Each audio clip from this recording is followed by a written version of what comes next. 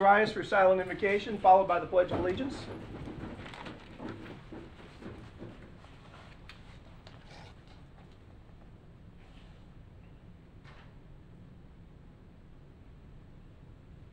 Amen. I pledge allegiance to the flag of the United States of America and to the republic for which it stands, one nation, under God, indivisible, with liberty and justice for all. Robin, who's that person sitting with you? This is Shelby Field, our new assistant city clerk. Woo-hoo. Come on up. You weren't aware. Robin didn't tell you to go up at the podium. Come on up. Bring her up there. Oh boy. There goes Robin. I'd like her to come back tomorrow though, so be Oh, nice. this is a piece of cake. Take So- it easy. So Robin picked you out of the wool. Tell us a little about your background and what brought you to the city of Port Orange. Well, I was looking for a new job. I graduated from Stetson University May 2017, and I've just been working at Publix for the past 4 years. Kind of wanted to expand my career options and found this opening You're a happy. and worked. Perfect. Yeah, Congratulations and welcome. thank you. And I think I've stalled long enough so that we have a full board here, and now you guys can go ahead and take roll. Councilman Ford, Here. Councilman Tremont, Here. Councilman Bastian, Yeah, here. Sure? I was gonna say Here. yes. Mayor Burnett. Here. He's ready to, Almost said ready to yes. approve. Jake, before we get into the action items, this is not something we have to take action on tonight, but I know that we've done an awful lot. The home that was damaged on Spruce Creek Road by the water main break. If you could just take a minute and bring us all up to date on where we're at and what we're doing. Yes, sir. So there was a water main break about a month ago, a little over a month ago, that ended up causing some water infiltration in one of the homes on Spruce View. We applied with our we applied through our insurance agent to put in a claim to get those folks taken care of, and they had to send out some engineers and take a look at the damage and make sure that the claim was a valid claim. In the meantime, there was a disabled veteran and his wife that were out of a home, so the city, based on a conversation that we all had, made a decision to put them up in the short term until we come up with a solution. Subsequent to that, our insurance agent said the claim will not be paid for any insurance company. So now we're either, and nor will the homeowner's insurance pay. So right now these folks are without a home and without a place to stay. So the city's continued to give them a place to stay. We've mitigated the mold and the water damage in the house. We've fixed their the pool where the water had infiltrated their pump, and we're in the process of getting their home back to its original ADA compliant the way the house was before the water infiltration. We're not claiming that we're responsible, but this is one of those things where it's the right thing to do. I'm doing it under an emergency purchase that will be ratified by council, and the first time you'll see the ongoing cost will be November 13th. Oh, 13th, November 13th. We'll give you an update. I've asked Lynn Stevens to put somebody in charge to make sure that under the emergency purchase order that we are getting the best bang for our buck. So Frank Flagg's on the game and calling in all favors to make sure we get the best deals possible in getting this house fixed. There was water damage, there was mold damage. We had a service contract with ServPro who went in there and stop the damage from continuing.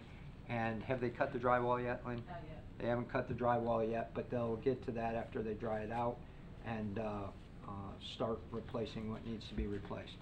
In the meantime, the families in the La Quinta Inn, we were looking for a longer-term place that's a little bit cheaper for the city, but it's hard to find an ADA-compliant rental unit, if you believe that. So we continue to try to get them into something. It could be a 2-month process to get them back in their house. I know for my part, and council, ask questions if you wish. We can't take action tonight because this was not an agenda item, but I felt that it was important enough that all of us be brought up to speed publicly on it, on what's going on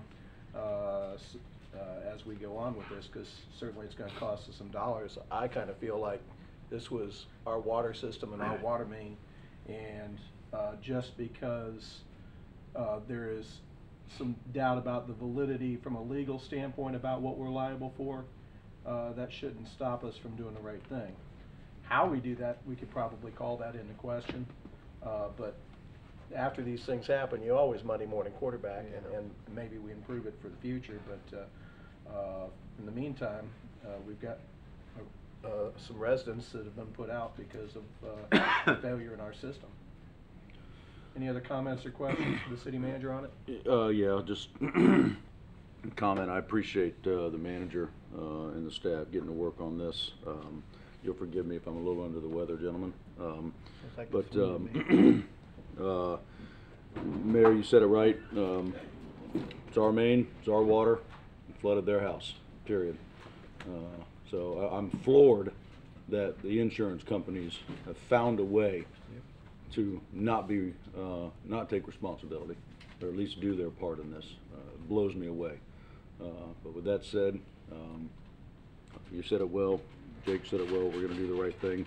I hope some of these contractors will give us as good a deal as possible, considering the situation. So, and I have had a chance to visit the couple and see the damage at their house. It was bad. So I'm glad we're stepping up and doing what we need to do. Any other comments or questions? I also went out and visited, and by the way, I have the same disease that my fellow council person has, so if I mumble a little, I've got bad sinus. It was worse when I went in there. Clearly, you know, by all that's right, we flooded the house. We need to help them. The disabled veteran, unhappily, already has lung problems. He didn't need this. Anything we can do to help him, I think, is only morally correct. Yeah, I'll echo Bob and Chase.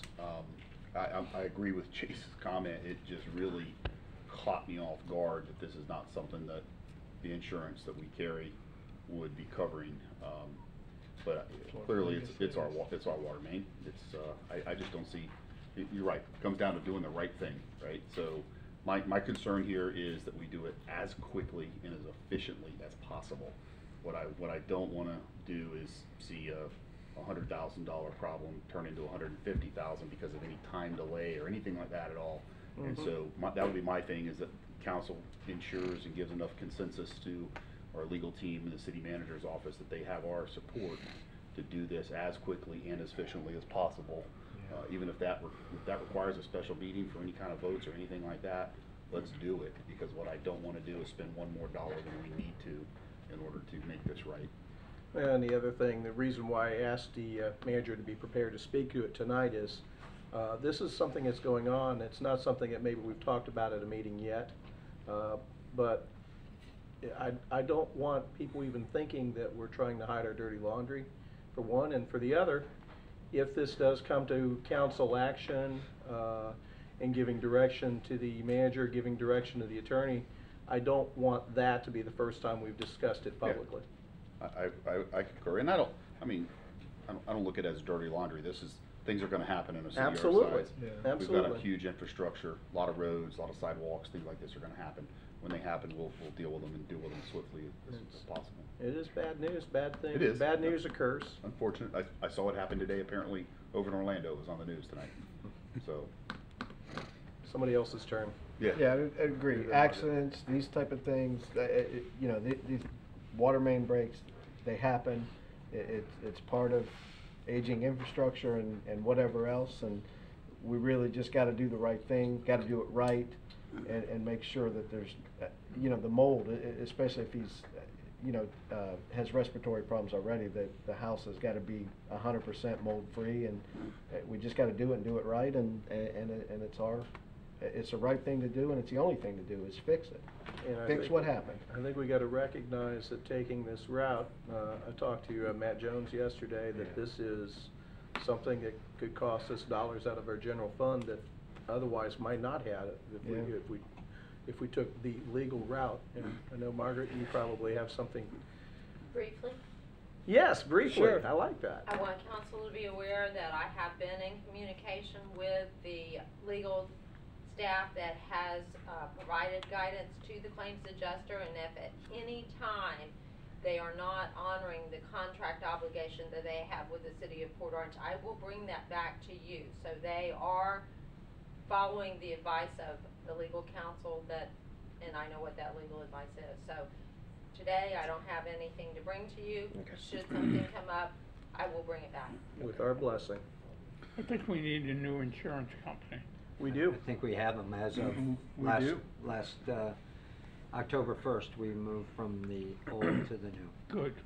But shame on their insurance, the homeowner's insurance company for not Bingo. taking But responsibility either. So in 90% of the cases, that's where the claim would have gone, and we would not have been involved, so. Yeah. um, Just a quick question, just my curiosity, what was the cause of the main break? Was it aged? We're not quite sure. It was a plastic pipe setting on coquina rock. It's not on that now. It's on sand. It's on sand. But any stressor, any overpressure, things like that could cause a break in the pipe. This was a lateral crack, which happens under certain circumstances, and we just can't pinpoint it. We've asked who had been driving over it, who had been doing work. We talked to FP&L about whether they had gone around that area lately. Larry thought he was done being thrown under the bus. That's right. Hey, No, hey. they were not, they track everything they do down to the second. So all that information was investigated, and obviously the insurance company did a lot of investigating too. We just can't pinpoint what caused it.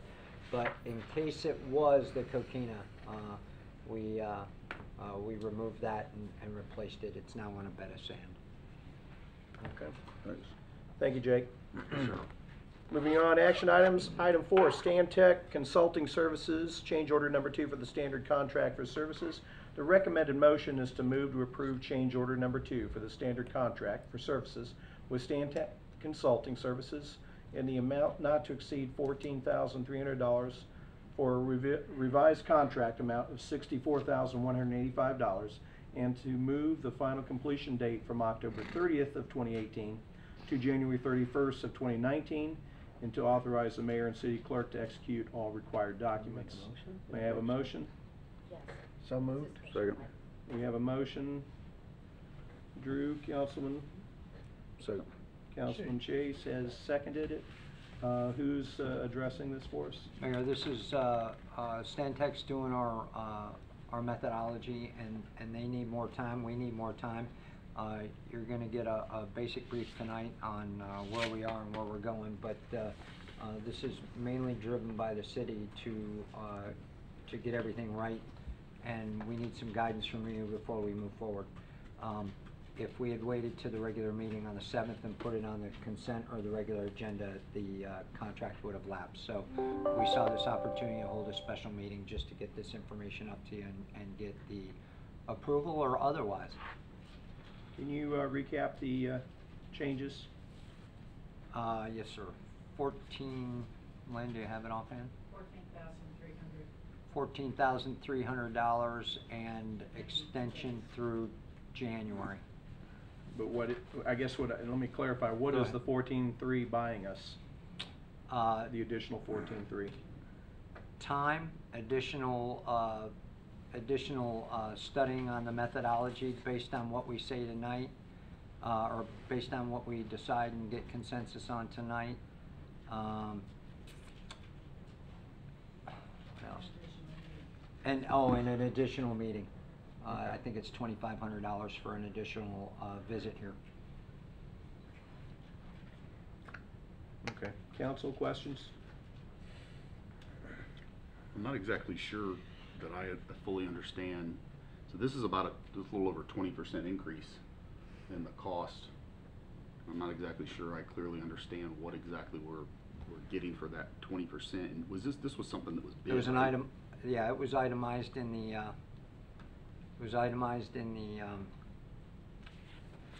you got, the modeling changes that we've asked them to do, and you'll hear a little bit more about that tonight. The follow-up work from the council meeting that's tonight, those are both at $2,800. The final council presentation will be another $2,400, and then the assistance with the public hearing and the ordinance to get it approved.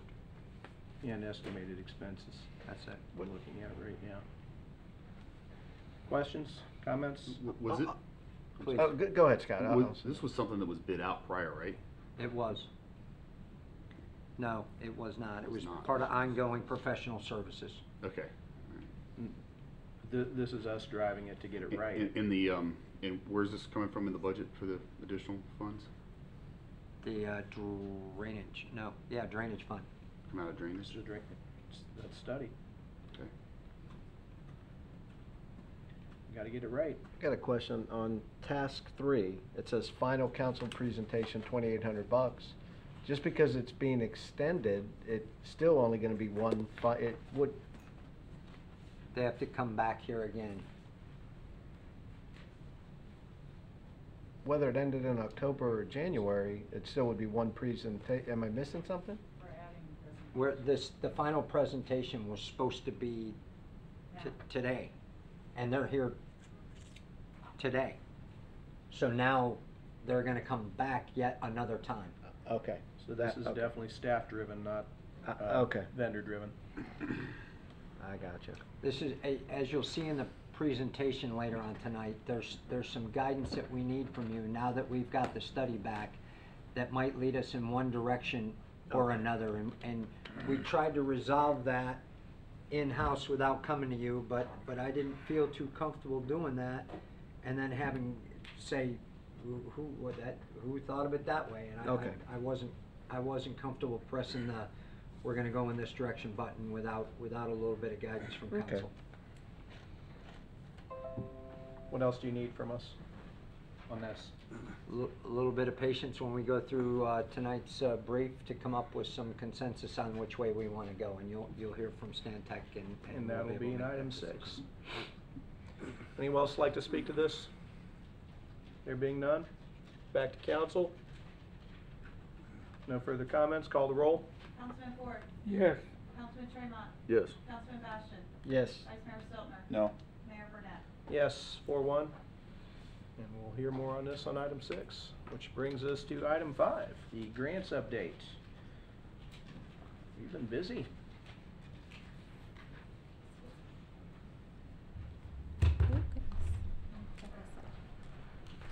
Did you do the PowerPoint or did Alan Rosen? I did. Why? Did it look like Alan's work? No, it was. Because I'll change it Good right or now. bad? I looked at it and I expected it to be about 3 times longer, and it wasn't. So I'm like, maybe Alan didn't do it after all. Oh, okay. So while she's coming up, Mayor and Council, I think you've all met Amanda once. I think Yes. this is the See. second time she's been up in Third front of time. We council. talked Third a little time. bit at some Parks and Rec Advisory go. Committee as well. So, So everybody should be familiar. Grants, right? yes. Yep. Well, then my compliments, because I mentioned it to Jake last week about the amount of grants we have coming in, so Yes. that should go to you. So Thank you. Thank you. Thank you. Absolutely. We'll talk about that. We have a lot of fun grants upcoming. So I noticed it's waking up. Okay, here we go. So a little bit about what we're going to talk about this evening. We're going to go over, we do have a grants administration policy here at the city.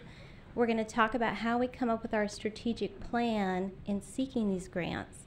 And then we'll get to the fun stuff, which is all of our current grants, the grants that we closed out this year, and those that are pending, what we're working on for fiscal year 2019. So just quickly and briefly about our policy, what this sets forth is when the grant applications come before you, you're going to notice that most grants before we apply do come to council. Any grant that requires any type of ongoing expenditure, any type of match, those are going to come before council before we apply, which is most grants. Occasionally we're going to have one that won't come. For example, that Target grant that you saw come through, that did not require any type of match or ongoing expenditure. So we went ahead and applied for the grant, and of course, before we accept any grants, those are always going to come back to council. This policy also identifies all of our grant team. It's not just a grants manager. Within each department has a grants liaison or a project manager. And sometimes each department has several grants liaisons and grants managers because they have many grants within a department. So just briefly about our strategic planning, there are many, many grant opportunities out there. And as a city, we meet directly with our city manager quarterly to discuss what grants are we interested in pursuing that meet our strategic and council goals. So we meet quarterly with the city manager, and I also participate in our CIP meetings. And the CIP meetings, of course, are a really good opportunity to find out what projects are we looking at, and is there an external funding opportunity? Is there a chance for us to go after some external funding for that? And I really like this little graphic here about the grant life cycle, and that we should be doing this year-round. So we come up with an idea, that's our project, we're finding the funding for it externally, we're developing and submitting proposals, we're negotiating awards, we're managing the awards, and we're closing out the grants. So this should be continuous. This should be a continuous cycle, constantly getting new money, closing out old money, and hopefully you'll see a lot more of that this year. So here's the fun little number here for us. Our total current grant awards, I think a lot of people are surprised at the size of our city having over $5 million in active grant awards. That's pretty substantial. The majority of our funding comes from federal funding agencies. You'll see there 67% of our funding. Yes, sir. Is that, how many years is that going back? Is that for now? This is this year. So currently in this fiscal year, to other years? you know, I don't have those numbers in front of me compared to previous years, but I can get back to you on that. That's a really good point. So 67% of this $5 million is federal grant monies. 33% is state monies. And less than 1% is foundation grants. Now, when we're looking at these governmental grants, as you all are very well aware, they require a lot of policies and procedures. We have to follow a whole lot of rules and regulations. And this is really a team effort between our legal team, our purchasing and procurement team.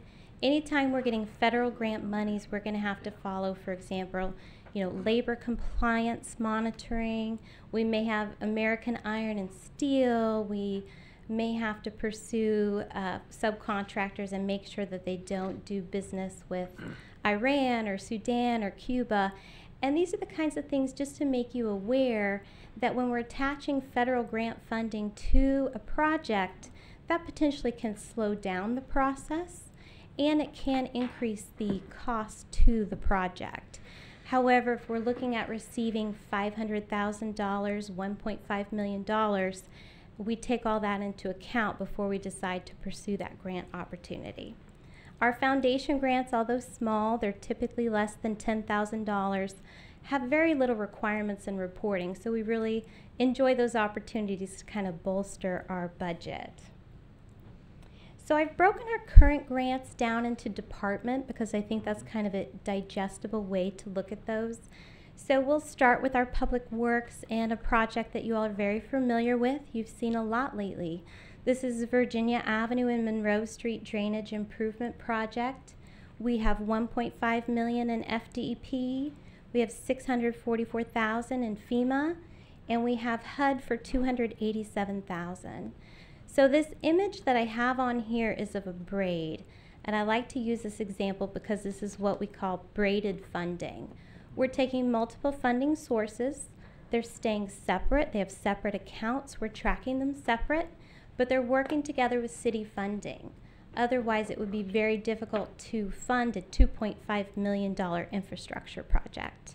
So we're really excited. This one's off and rolling. We have the construction completely funded for this project, so you're going to see a lot of movement on that. Our community development department, you're very well aware about all of the grants that they have, all of these LAP grants, JPA grants. These are what we call federal pass-through. So the U.S. Department of Transportation receives the money from federal appropriations. That money flows to Florida Department of Transportation and then ultimately flows to the city of Port Orange. These projects total $2.5 million that we currently have. They're in different phases. Some of the projects are already complete and we're preparing closeouts. Some are getting ready to start. We're very excited, of course, about the Dunlawton street lighting project over there in the River District getting ready to start. But again, this community development staff works really closely with FDOT District 5. That is a lot of work. We're talking ADA compliance, EEO compliance. A lot of time and energy goes into these grant opportunities. The nice thing is they're very visual. It's easy for our residents to see the impact they have on us, on our community. Our police department currently has 3 grants. I know you're familiar with the VOCA grant, our Victims Advocate grant. A lovely article in the Port Orange Observer recently they had that over the past 5 years they've assisted 16,000 victims here in Port Orange. So the impact that this $100,000 annual grant we have is pretty tremendous. Our DUI grant is getting ready to close out. They completed the final DUI checkpoint. And the Shop with the Cop program, we received another $3,000 this year. It's not a lot of money, but it's a great way to give back to our community. The local guidance counselors nominate kids who are at risk. The police officers take them shopping, really build those relationships in our community. So it's a good grant opportunity. Our final current grant is through the Parks and Recreation Department. I know you know all about the Causeway Park and those piers that recently got renovated. And the last step is that boat ramp. Every time you drive over Dunlawton Bridge and you see all the trucks parked with their trailers, I know the residents are really excited about this FIND grant and getting that final boat ramp finished down there. And that work will start soon. Thank you to this Florida Inland Navigation District grant. So as exciting as new grants are, closeouts are very near and dear to my heart. What this means is, what this means is in fiscal year 18, we've closed out approximately $2.5 million in grants. And closing out the grant is one of the most challenging parts because we have to get together all of the documents, the purchase orders, the requisitions, the canceled checks, the AP packets, the contracts. I can go on and on. Compile all the documents, submit them to the funding agency. The funding agency inevitably comes back and wants more documents. So to get this many grants, we have our Riverwalk grants, our Echo and Find closed out this year, Karachi Echo. A really fantastic, exciting one was the Cambridge Canal because that was through FDEP for $1.3 million. It's difficult to go back to an agency and ask them for more money if we haven't completed our first project. So by completing this Cambridge Canal, this really puts us in a nice position. Now FDEP has given us $1.5 million to start our Virginia Monroe project. So that was very exciting. And then of course our Causeway Park fishing piers are now done and beautiful. Thank you to Florida Inland Navigation District for helping us with that. So what are we looking at for FY19? We're going to continue the same kind of grant funding focus. We're looking at flooding and water quality projects, parks and recreation, and public safety. Our CDBG grant for this year has been approved. You're going to see that at the November 7th council agenda. We're using that for the Canal View Spruce Creek curb and guardrail replacement project. The REC, I know you all are very familiar with the Recreational, Educational, and Cultural Center. This is our gymnasium renovation. We are submitting an ECHO grant application, and we're also going to submit a legislative ask for this project. The House Street in Orange is our next big drainage and water quality improvement project, over $1 million. So again, we're going to talk about braided funding. We're looking for St. Johns River Water Management Funds. We're also going to be submitting a legislative request for that project as well. Our Fire and Rescue Department has been quite busy. You'll see they have a transport startup asking for grant money for stretcher and loader system and SWAT medic gear. And finally, our police department is submitting a grant for software to extract evidence from cell phones and also from computers. So as we're looking forward to FY19, we'll continue to meet with the manager, have conversations. What are we looking at funding? Are there external funding opportunities for that project that make a good fit? So moving forward, we're hoping to get this information, what you talked about, Councilman Tremont. It would be nice to have on the website, City of Port Orange, a grants link to where we could show multiple years. How many grants did we receive in a specific year? What types of grants did we receive? So that's easily accessible to council, to our residents, and very transparent. So that's what we're moving towards for fiscal 19. I look forward to that. Wonderful. So if anyone has any questions, comments, or concerns about grants, I'd love to talk about them. Alan, a lot of information, only 12 slides. Just saying. Just saying. Questions, comments? Just a quick comment. Great presentation. I appreciated that. I'm a huge Grant fan. Me Anytime too. we can, of course you are. Anytime we can get a leg up, we don't have to charge Port Orange residents for it. I just want to make sure, as obviously seen here, I'm a big fan for grants for capital projects and things that we need. I'm not so much a fan for reoccurring expenses, obviously, because eventually it falls back to us, as well as for luxury items. I don't want to get, and you already touched on that, I don't want to get in a situation where we're having to spend so much money on something that we don't really need, but we have a grant for it. So I appreciate all the projects I've seen on there. So I just wanted to make that comment. Thank you. Thank you. Bob? Good presentation. Thank you. Scott? Yeah, great presentation. I look forward to plenty more briefings Yeah. like that. Great news. Wonderful. Drew? I gotta say, I appreciate any and all grants, because however it gets done, if we gotta, pony up the money, or we get a partnership with the feds or whoever, I think it's great that we're getting those kind of results, in a city our size, that helps the bottom line tremendously. And I just say keep it up, and I appreciate because I know you're doing a lot of work, but so are all the department heads and the employees and staff and police, all the departments across the board. So appreciate it and keep it up, because that really does help tremendously, help us operate throughout the year. Much appreciated. Absolutely. And yeah, just one thought. So budget cycle every year, one of the things that I think would also help us, I know a lot of these grants are dependent, or at least have a part in which it needs to be shovel ready, or you need to be willing to put up the matching funds and things like that, and perhaps some more information in a briefing like that come budget cycle every year to specifically explain, hey, this is something we're trying to get done, and this is what's required. I know, every time I hear St. John's Water Management talk and folks out of Tallahassee, it's a big deal to already have the project scoped out and shovel ready and ready to go if you want to get their attention, which means we've got to put some effort and funding up front. So I think that's also really important to make sure we keep in the discussion. Absolutely. Well, and that goes right back to how we execute our CIP. I want to thank you. When I get calls from Robin every once in a while because she needs this contract signed or those documents signed, and when she says I've got grants that need my signature for, I get downright giddy about that. Good. So thank you. Thank you. Mayor, as she departs, a couple things I want to bring to your attention.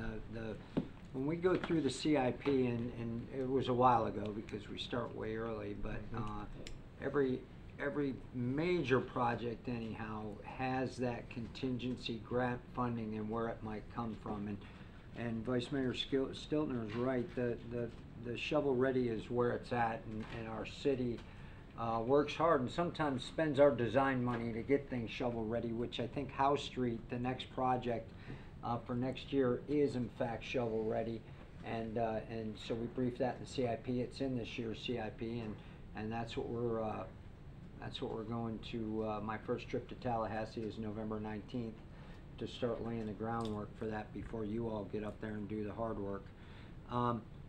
The other thing I wanted to note is that we had a conversation with Pittman Law Group, our lobbyist, and the rec might get some DEO funding, so we're going to apply additionally for the rec. I think the people that the community center, I'll call it, or the rec center, will support falls, we think, squarely under the Department of Economic Opportunity. So they have grant money. It's gone untouched, or at least they've had extra money at the end of the year. So we're going to put an ask in for that. Obviously, there's money we've already spent. There's money that we've had to spend to even apply for ECHO. So that'll be a good start. And then last but not least, I'm talking to Lois at the TPO and the county tomorrow about possibly asking for grant money to start the design on the Williamson 4-lane bridge in coordination with the county, so that thing can be design ready should they decide to 4-lane from Bevel to Summer Trees. We'll have the main part designed. That, of course, going after the funding for, we've got to have the design in place first. But once that's done, we ought to be able to get help from our neighbor to the north and the county. All three of us have a dog in that Yeah, a dog in that fight. Definitely, it's a county road, and the problem we have, and I think you all are aware that I keep on pushing, is that and we saw that during this budget cycle with another subject, is it might not be as high on the county's priority list as it is on ours, but we see that traffic daily. And when Woodhaven comes up and is online, and some of the Pioneer residents come up and start to be developed, we're going to have a string of people coming down Williamson, and if we don't 4-lane Williamson down to Bevel, now they're going to get on the Dunlawton interchange entrance to 95 to go one exit. Absolutely, which is not not just what us. I-95 is for. So Exactly. we're trying to get them all liquored up on the bridge, if you will. And it's not just us, because there's a lot of development on the west side of New Smyrna that's going to flow in this Absolutely. direction as well. No doubt. Through The us. $50 million bridge. Good things cost good money. 50. Yep, indeed. Thank you. Yep. Anybody from the public have questions about grants before we move on? If not, we are moving on to stormwater methodology update.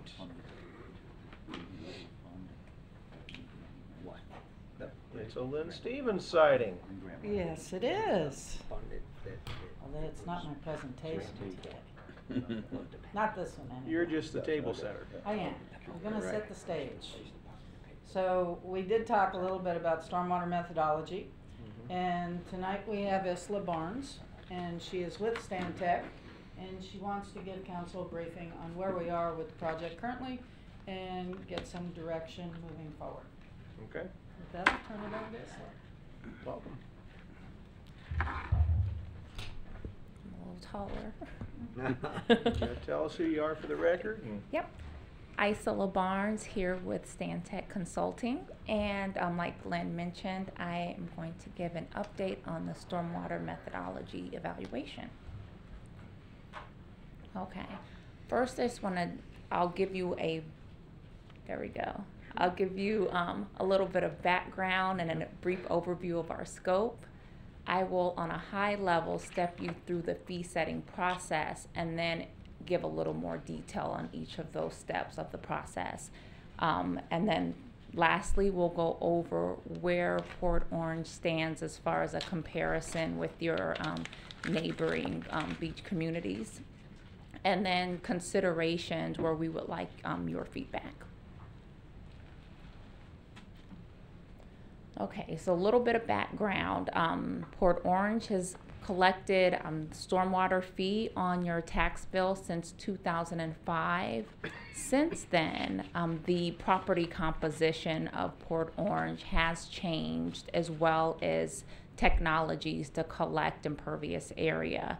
And then just noting that your last fee increase was in 2017. And what we were tasked to do is come up with a multi-year financial forecasting model where we could look at your revenues versus expenses and see if there were any other fee increases that are needed in the future. Look at your impervious area and then do a cost apportionment between property types. And then lastly, come up with fee design.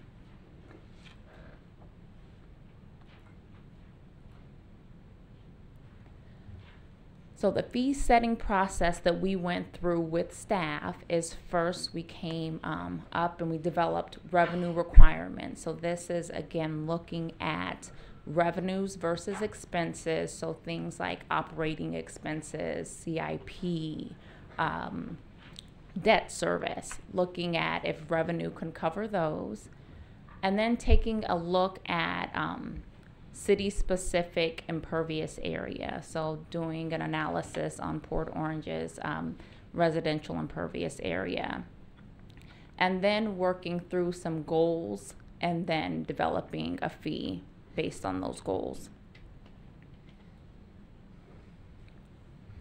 So when we developed revenue requirements, we started with things like your audited financials, budgets, 10-year capital improvement program, and we started with those items, worked through with staff, looking at growth and looking at your financial policies such as your target reserves. And the what we came up with is cash funding the CIP each year, either with operating cash or with grants, and then having, instead of big spikes in fees, to level those fee adjustments out to inflationary type of fee adjustments.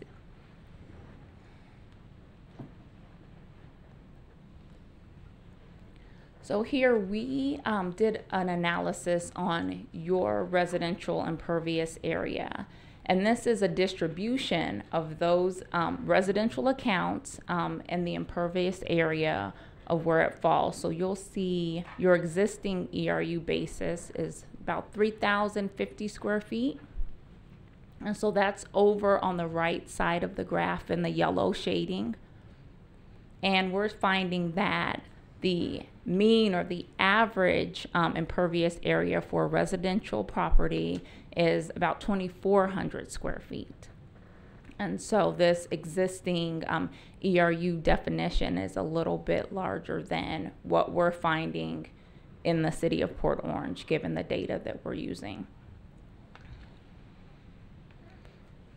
And the shading on this graph, these are tiers, possible tiers that we could use in creating a fee for residential accounts. So as we started looking at different fee structures, we talked with staff, and these were some of their goals. Wanted the fee to be defensible, so meeting legal requirements and staying within those industry standards. Simple, equitable, making sure that it was something that could be implemented and maintained by staff. I think the equity piece is one of the things we struggle with as much as anything. Right. Okay, so here is a the feed design direction that we're wanting to go in. So first we'll talk about the ERU definition. So instead of, you're currently using the 3,050 square feet, instead of using that, basing it on the actual average impervious area for a residential property, and we get that information from the Volusia County Property Appraiser Office, so making that really specific to the city of Port Orange. And then as far as the actual fee approach, for a single family residential, right now, they're charged $115 per dwelling unit, so 1 ERU per dwelling unit, no matter the size of the property, or the impervious area, excuse me. And what we're proposing is a tiered fee structure where there's a range with each tier, and as you move up in tiers, depending on your impervious area, that fee would get higher. So someone who has a 900 square foot, or has impervious area of 900 square feet, would not pay the same as someone who has 4,500 square feet of impervious area. Would they also pay, fewer than the 115? Would their payments go down because of the size of their impervious area? If it's below the mean. If it's below, the mean, and we'll get to that in just a second. But yep, you're on the right track there. Can I pause you for 1 second? Sure. Because great presentation so far, but to go back a couple of slides, because you're talking about it a lot now. Why is our calculation so far off currently compared to what you're coming up with now? And is that because there are different interpretations of what defines something as being impervious? Do you understand what I'm asking? I think so. Okay. You're one, and let me. Next slide. If you're coming to that, that's fine. Well, you're making some recommendations on changing some methodology here, and I'm trying to figure out why our current number is so far out of whack. So, and if that's coming up, Because I'm good with that. there's not tiers right now, and that was one of the things that council had asked us originally to do is I don't want person A to be paying what person C is paying, and when they go over to their house, they go, "You're paying the same amount for drainage than I am, and your impervious area is 4 times more than mine?" I remember. An ERA or an ERU, every red light. An ERU is an ERU right now, and we're trying to make it just. We can't do it by actual, because then there'd be like 61,000 tiers or 2,800. So we're trying to lump them together in different classes, which you'll see. It would also help the public if they'd understand. Impervious area would be basically the roof. The structure covers that much, so say you're building Right. and your Correct. driveways, swimming pools, and other concrete structures, Right, exactly. Sidewalk. Anything that And doesn't allow rain to Yeah. penetrate.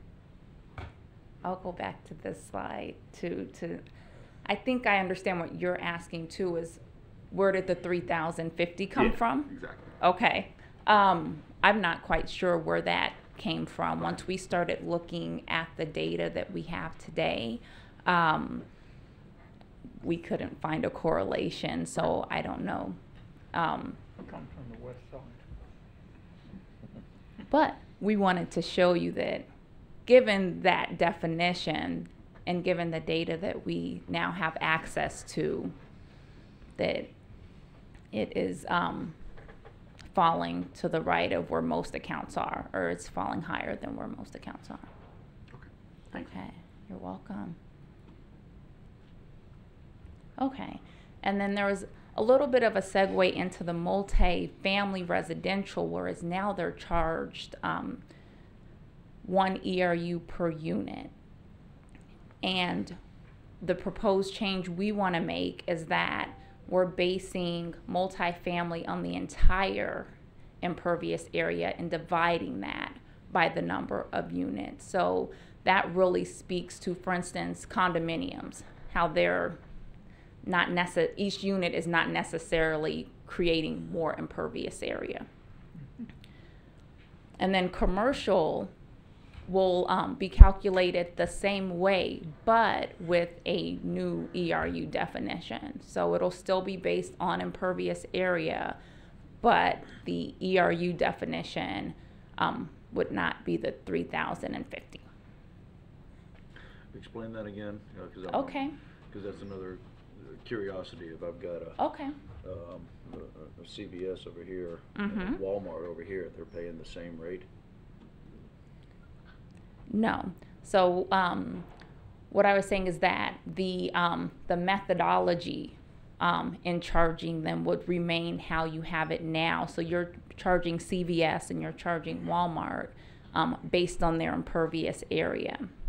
But you're using 3,050 square feet to calculate each ERU, whereas we're recommending charging something different, something lower. Okay.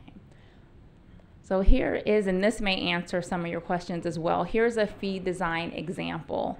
This is based off of Port Orange's numbers. I put example and draft all over this because we still have some tightening of the data to do, but this gives you an idea of what a single family residential tiered structure would look like with 4 tiers. So with tier 1, it would be up to 1,500 square feet of impervious area. In this draft example, that fee would be $66. So that is a 43% drop in compared to the current fee. Tier 2, which is where the bulk of your residential accounts are, would also see a slight drop in their fee, and that would have between 1,501 square feet through 3,000 square feet. If you fall within that range, you'd fall in tier 2. And then you can see too the number of accounts that we're talking about in each of these tiers, and these are real numbers. And so while the numbers may change slightly, the overall story does not. I don't expect these numbers to change a great deal. Tier 3, that's where you would start to see an increase. So folks that have 3,001 square feet through 4,500 square feet of impervious area, their fee would be $185. And then anything over 4,500 square feet, that fee would more than double. Yeah. Okay.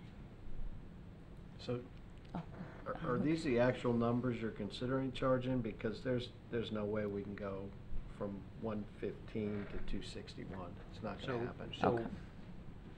that is for the top 6% I don't care of the what it's richest for. people in Port Orange. I don't with the care who biggest it's for. homes. That's So right now, we have no, just hear me out here. Okay. Right now, we have no problem charging people in a middle apartment $115 when they should be paying, based on this tier structure, $66 proposed. But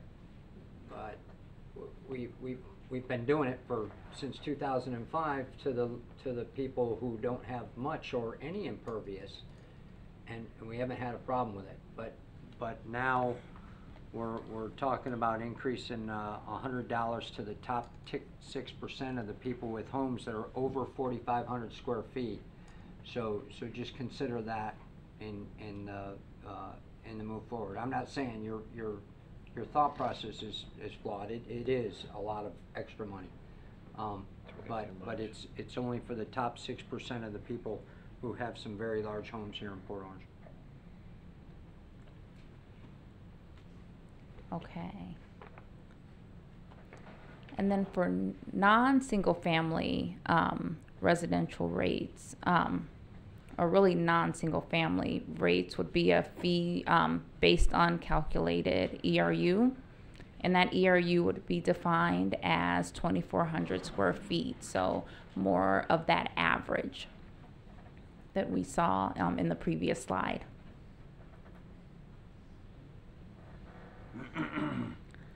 And here is a comparison of stormwater fees in your area. And what I want you to focus on, I'll have another graphic for you that compares the annual fee. But what we wanted to show you is that everyone has a different definition of ERU. So when you're looking at, let's say Daytona Beach and their annual fee is $121, their ERU definition is $1,661. So their cost per square foot is about 7 cents. So if you look at cost per square foot, Port Orange is currently at the lower to middle ranking of these neighbors. And looking at Port Orange's draft tier 2, if we were to use that, we're saying the annual fee is $101. Now, while it is a range, I picked the 2,400 square feet again, which would be the average.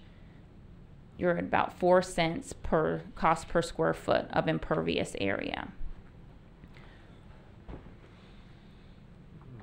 But this is what folks actually charge annually. So what we have is we have Port Orange currently at $115 per year, which is towards the upper end. If you're looking at that annual fee, with the draft tier 2 rate, it would put some people more towards the middle. If you're looking at that tier 3 rate, it would put Port Orange at the very top. So just depending on your impervious area, would depend on where you lie compared to your neighbors. Quick question. Sure.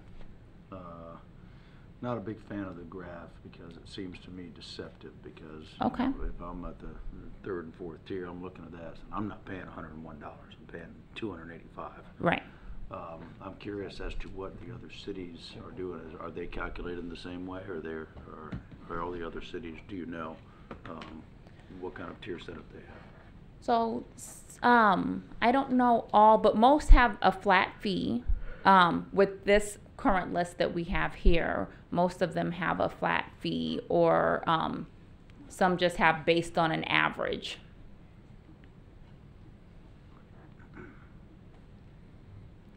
But I didn't see anyone with a tiered fee.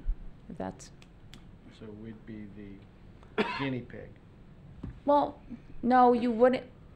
With these particular communities, yes, but there are communities in Florida that are on a tiered system. Yeah, so you would not be the guinea pigs of a tiered fee structure for stormwater Only in Volusia County. in Volusia County. Okay. Can you Oh, clarify sure. for me, and I apologize, because what you're showing here on the screen and what we've got in our agenda, Different slides. looks like the numbers are completely different on that graph. We've got the same graph, but the Oh, numbers are totally different. We updated the graph. Okay. Okay. All right. Yeah, because our Mine. top one Copy is that. Daytona Beach at Okay. 146. And So Okay. Daytona's went down on our study? Or yeah, on our side it says 146. Over here it says 121. Daytona's gonna love us. We calculate, and I thought you were seeing what I'm seeing, so my apologies, okay. but we tweaked a couple of slides. Gotcha, Okay. okay. So we need to look at what you're putting up here. Yes, please. Okay. Okay, so considerations and things that we would like feedback on is the change in the ERU definition based on the county appraiser data that we're now using, supplemented with some community development data. The tiered fee structure, right now we're showing 4 tiers. Just the way that the shape of that distribution really lent itself to 4 tiers. We try to keep it as little tiers as possible when recommending a tiered structure. annual inflationary fee increases versus waiting and then bumping up the fee more dramatically as needed. And then impervious area calculation changes. So for those multifamily facilities, instead of charging per unit, charging based on total impervious area divided by the number of units. And that would be the same for manufactured home communities and condominiums. It goes back to that equity question that we've been struggling with in the Right. past. Question. Yes. Private roads, impervious surface. Okay. In other words, if I have a private community, Mm-hmm. does that include, do the roads in that private community, they're private roads, are those impervious surface? The HOA pays. I don't think so. No. As far as a private road, I don't think that's calculated in the county appraiser data. Okay. It'll only be However, driveways, all driveways would be impervious surface. Mm-hmm. Parking lot? Driveways would be impervious Sidewalks. area, although in the appraiser data, I don't think driveways are not included. Sidewalks, parking lots are. Sidewalks would be, but roads are not, because sidewalks are public. Sidewalks is in walkways, like from your driveway to your house would Right, be. but the- Sidewalks in the right of But way. not the But the public. side, on the side of on the house. So on the house, and I mean, going from I'm- from house to house, that sidewalk. No. No, No. because you don't own that. Mm-mm. Right, Them- that's them- what You don't Right of way. They don't own that. Making sure. and then That's the a city. like I said, and driveways are also not captured in impervious Oh, area. they're not. Okay. No, Really. and that's just given the availability of data from So the it county mainly is appraiser. Your slab, your pool deck, Mhm. your Correct. patio you may have built or whatever. Okay. Yes. Okay. Yeah.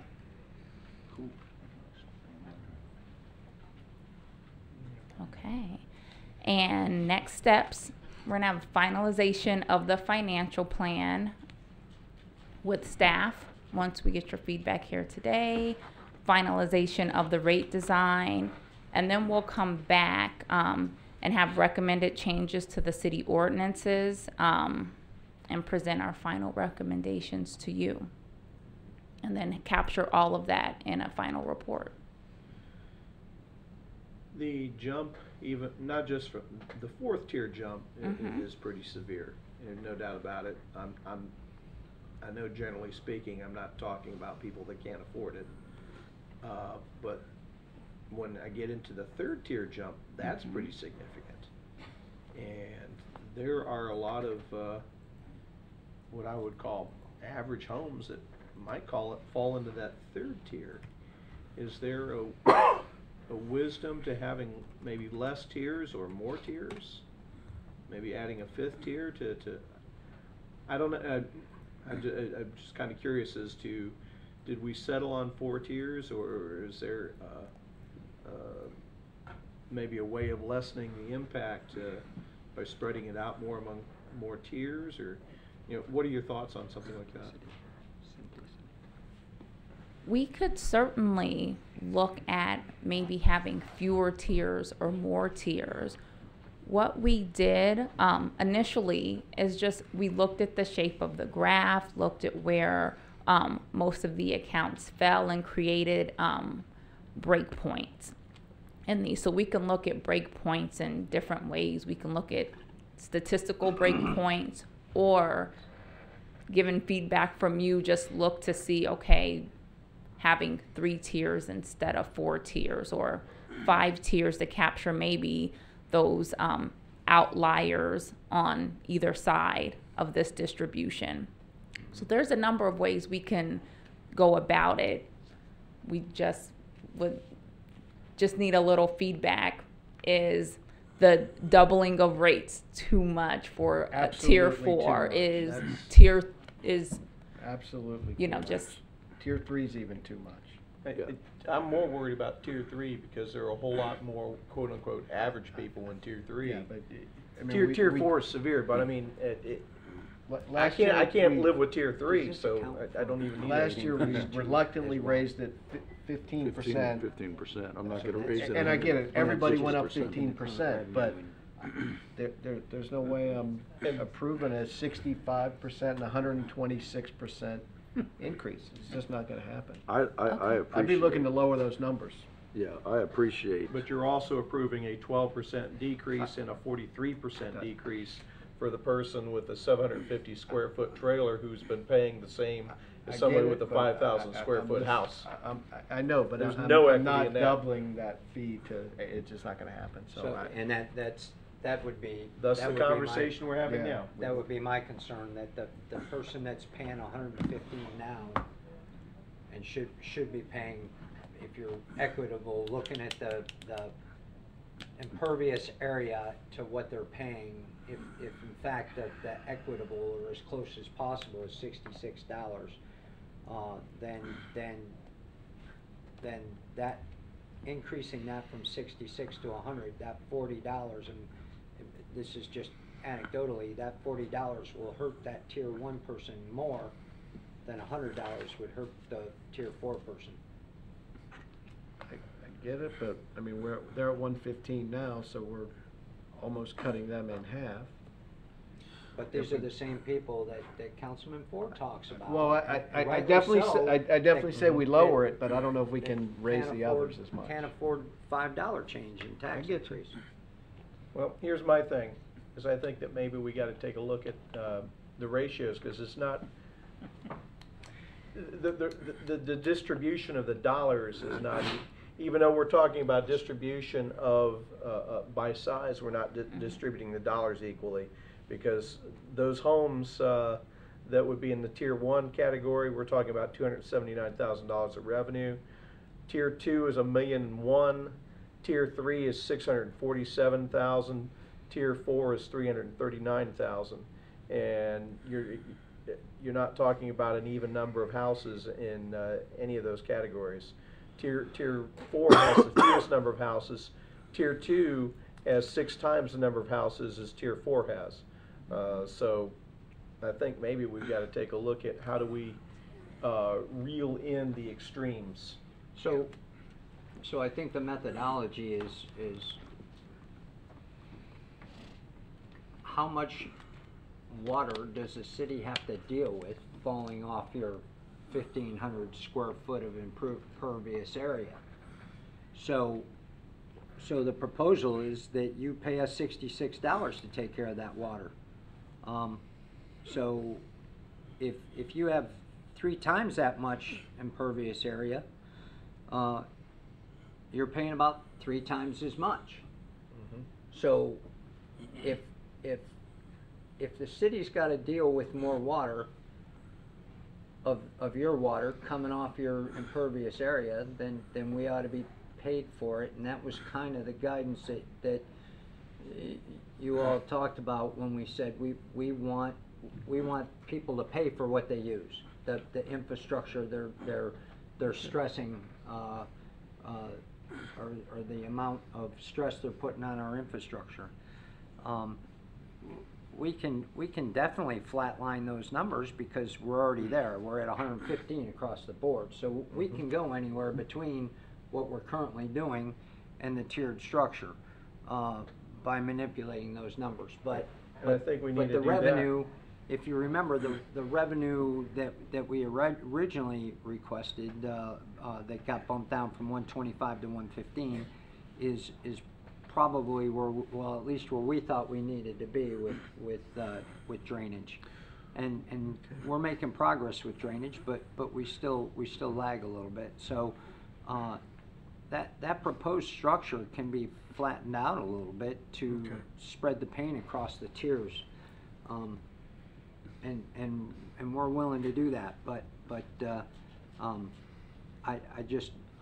think the intent here was for people to pay for what they're using, instead of having the people that aren't using to pay for on the low end, and the people at the high end aren't paying. Now, is it a drastic increase? That makes a bit of sense. Yes. it's also possible to phase things in. In other words, I do not like abrupt changes. And this does not, this doesn't have a timeline associated with it. Yeah. It's just got possible a to phase- methodology right now. Phase it in a little. I do like taking a look at, well, maybe it isn't just an annual inflationary increase, but some kind of annual adjustment that's minor, so that every 10 years that we don't do what we did Yeah. to a lot of people and No provide surprises. sticker shock. That's also separate from this methodology discussion, but concur with that as well. I'd still, We've had a couple conversations about all our fees, not jumping them around like that. Okay. Great. Okay. And The so, pitfall of that, by the way, is, you know, that increased money's coming next year. So, Lynn and I will be good stewards of that money, but, by doing a cost of living or an incremental increase, you tend to get a little lax on your good stewardship, but I got a good person working it, so. So Jake, I think to summarize some of the things, the comments that have been made up here is that, A, we'd like to take a look at some kind of phased approach. B, what kind of methodology do we have to keep up with the times so that the increases are gradual over time instead of the big jump that we had every 10 years or every 5 years or whatever it is. I think the other thing that we set up here is that we'd like to look at the ratios of how we spread that out, so it's not so extreme. And I think part of the way you get there, of course, is a tiered, a gradual stepping out of this. So those are, I think, some of the things that we've all set up here. Anything else? And with that, let's take a scenario where you stick with 4 tiers and you make it a 3 or 4 year process to get to this. Press the I believe button with that. There will also be possibly another drainage fee increase in there. So keep in mind there might be 2 variables to have to explain in 1 year that may be confusing and have to be well articulated, which we can do, but I just want you to know that 2 things may be happening at once in 1 year if we time integrate it, which we can do. It's not a problem. I would stretch out that phasing in portion over much further than 3 or 4 years, because then you're going to have to explain a $50 increase every year for 4 years on some folks, in addition to whatever increase is proposed, in addition to. Whoa. I gotta take deference to your math. 115 to 261 is a lot less than $200. Well, If you're phasing in over 4 years. I'm speaking in general terms. It's more like $35 a year. Without doing the math. What I'm saying is, the Over point 4 is, years. I gotta explain, I wasn't using correct math. What I'm saying is you have to explain a significant increase 3 or 4 years in a row. It's hard enough doing that. Plus the 3%. In one punch, plus the, which, again, An inflationary number is gonna be much, much smaller than it the is, actual but step. again, it's still gonna compound. But that said, clearly, we talked last time during our storm drainage fee discussion, we need to do something different from what we're doing now. So I'm on board with doing that. But we also, you take into consideration, again, and this is a big topic of discussion last time when we discussed this, the amount of people drive. We're just talking about, their homes and the impervious areas on there, but these people drive on all the roads. And that was one of the justifications for raising it up, for everybody spending 115, because everybody uses the roads in Port Orange. Everybody benefits from it. Well, it does have something to do with the roads, because. Yeah, they're impervious. But they're not calculated into.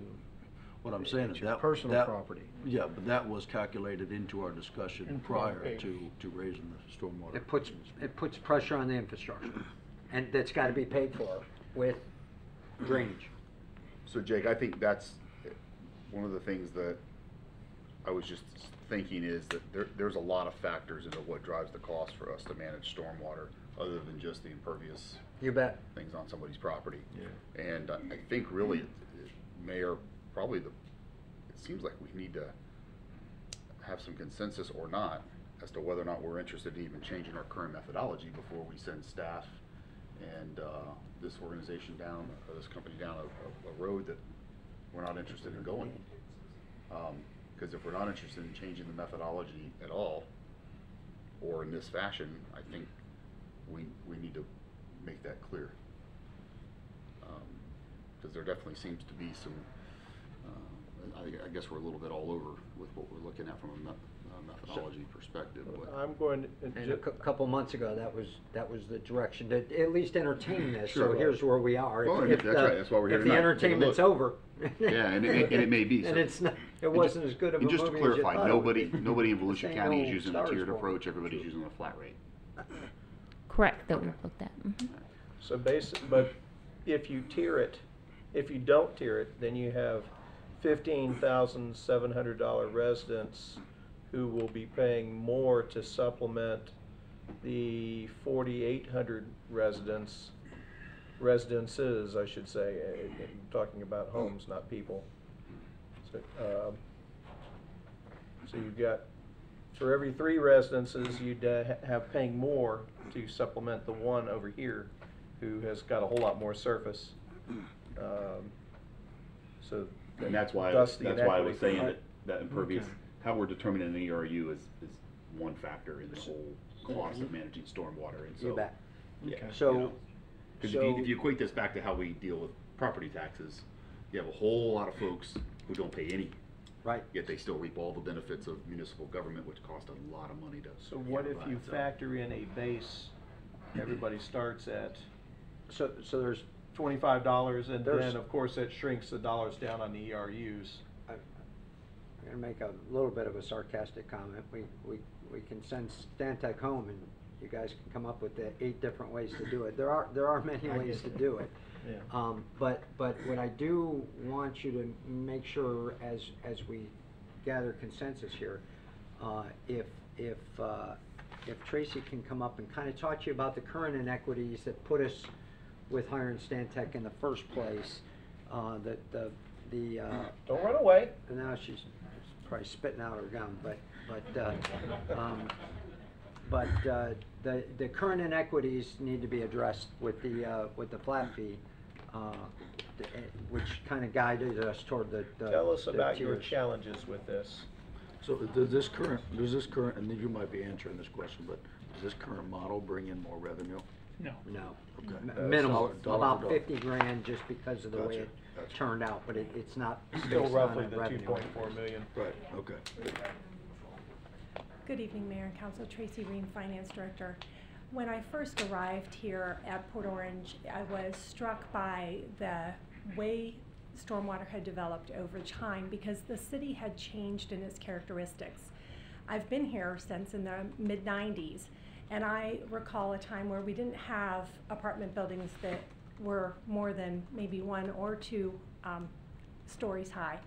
And so consequently, when you're maybe having a duplex, you're developing this way, and so you get more stormwater. But as we started to add height, those apartment complexes were still paying $115. It was $99, I think, at the time, per unit, although they weren't necessarily generating more stormwater as they went up. And so that was one of the reasons why we asked to, it was been quite a few years ago where we had this project funded to try to take a look at all of that, and also to bring some consistency between the commercial accounts and the residential accounts. So that's why we're relying so heavily on the actual impervious area that data is in the property appraiser database. We didn't previously have the ability to measure things the way we did. So I think when you go and you say, where did we get everybody paying the same rate, and where did 30/50 come from? We didn't have some of the technology that we have now. Community development and one of our new planners has done a fantastic job measuring mobile homes, manufactured home communities, because that's part of the data that isn't included on the property appraiser. It can measure and draw and determine exactly how much impervious area is associated with it. So the increased technology and the changing composition of the city has led staff to the opinion that the older methodology from the early 2000s was no longer a good fit, which is what started us down the path with Stantec. So as you deliberate and come to consensus, there's any number of things we can do. Changing the ERU, square feet is one, bringing some consistency so that we're looking at the actual impervious area and how it generates stormwater. The breadth of those tiers, the breadth of the high and the low, that's what we're here to get guidance from, and I'm very glad that it worked out that we had that chance to touch base with you guys so we could hear what you wanted, so that when we come back to you, it's something that you're comfortable with and you think is fair. Questions for Tracy before she walks away? I don't have any questions. None? Thank you.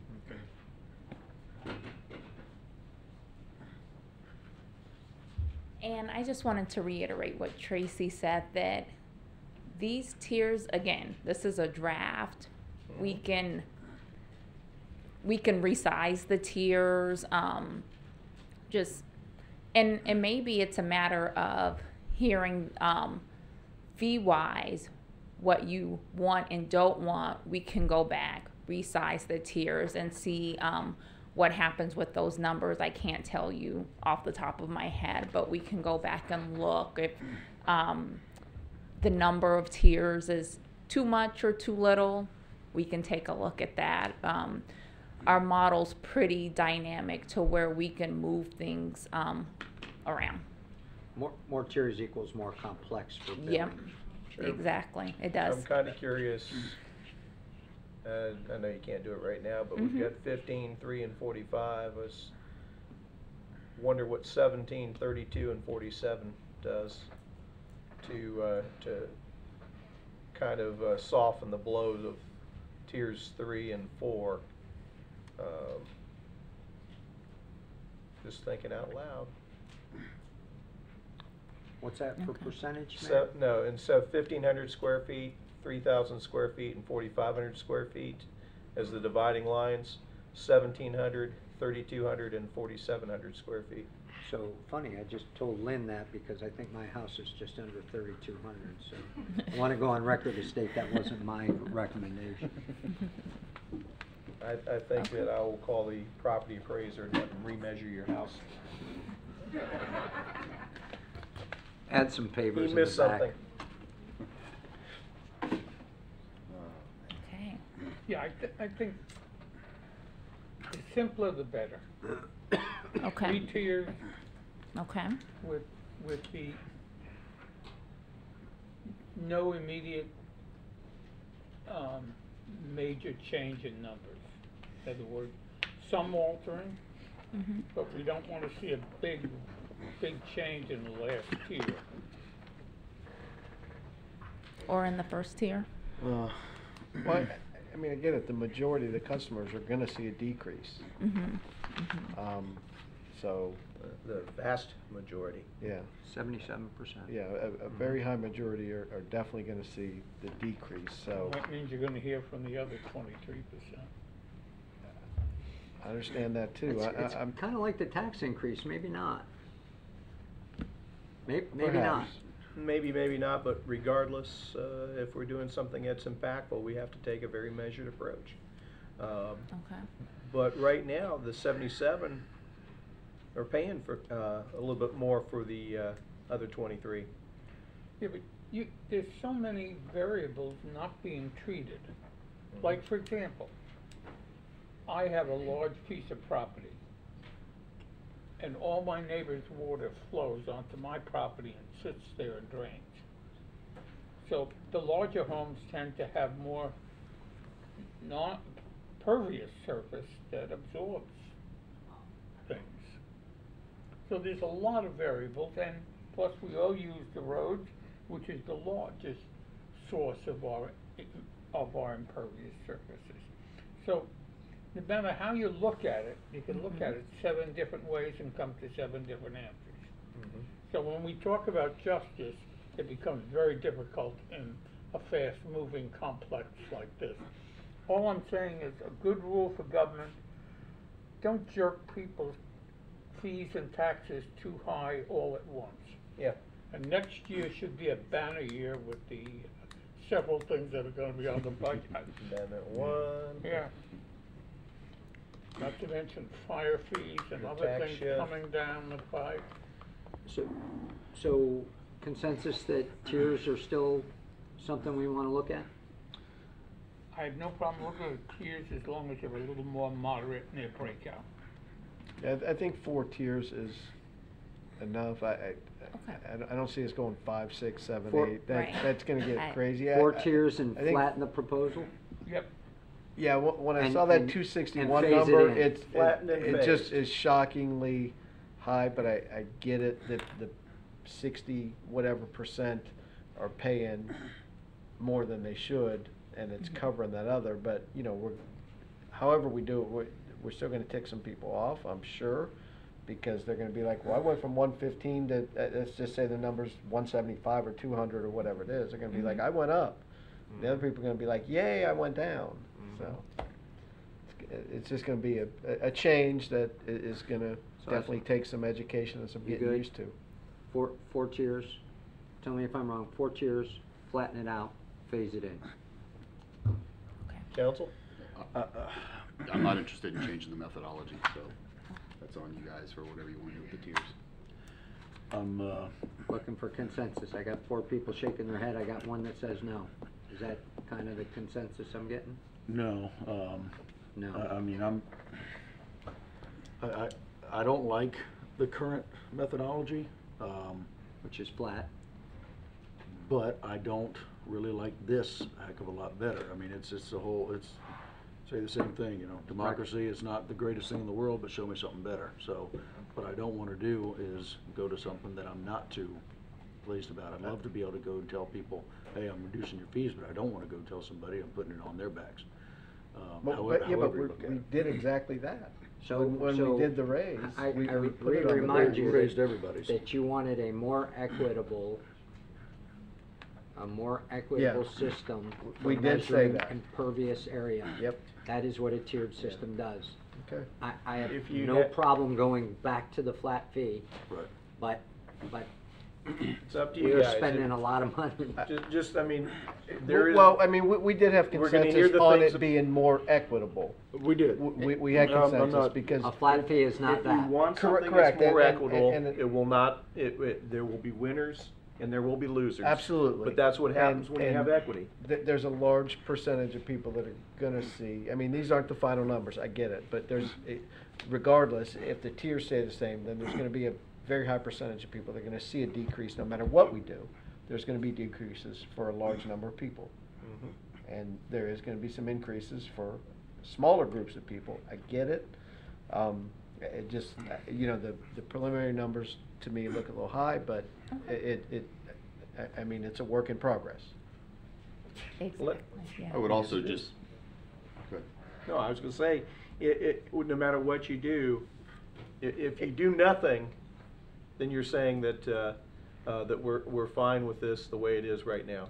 If you do something, keep in mind, and whatever that is, whatever those numbers they Yeah. come back with, there will be winners and there will be losers.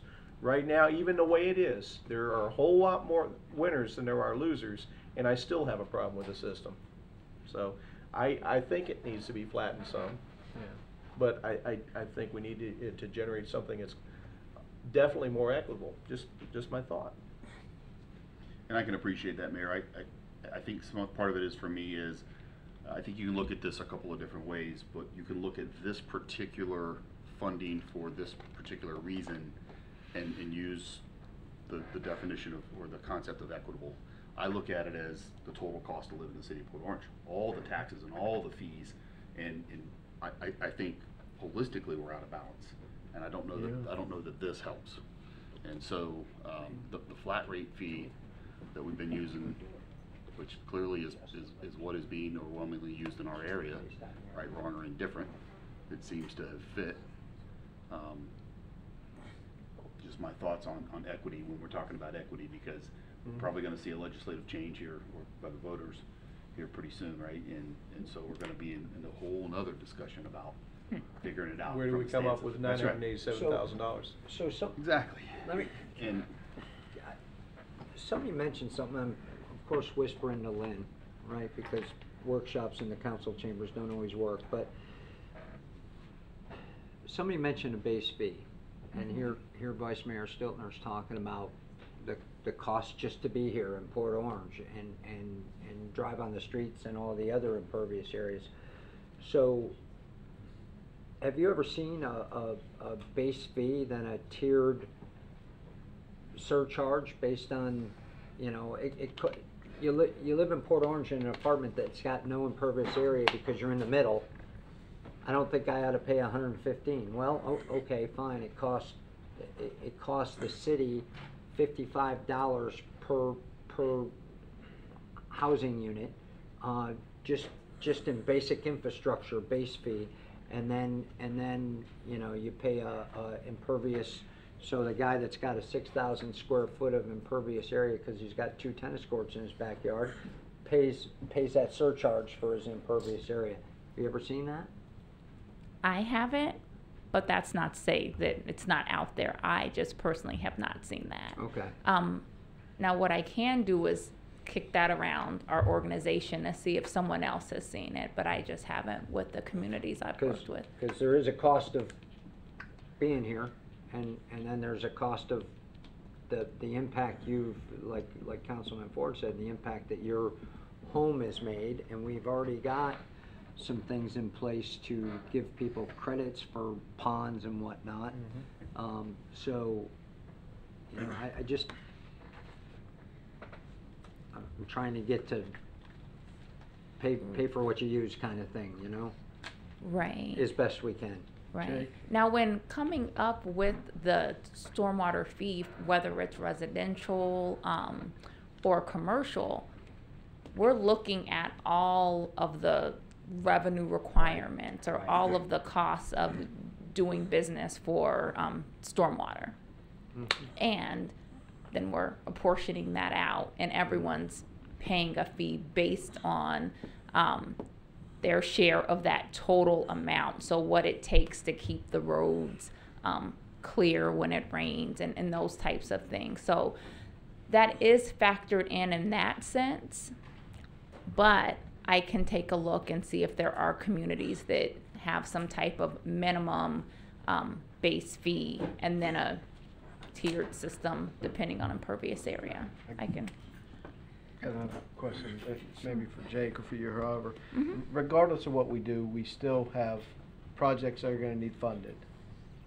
Does this type of structure or thing we're doing help more than the current?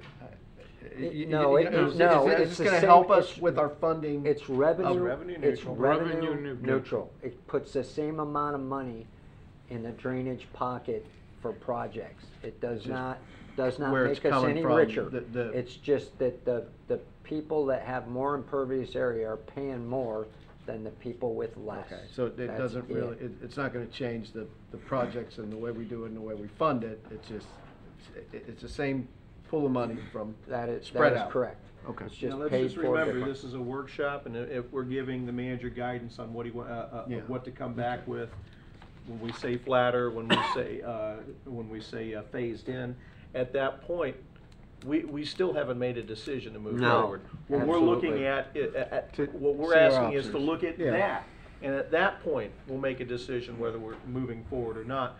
But at the least at that point, we'll have that information of Okay. what that'll look like. Yes, sir. Yes, sir. Now, what do we do with the churches? Because that's where I got the majority of my complaints.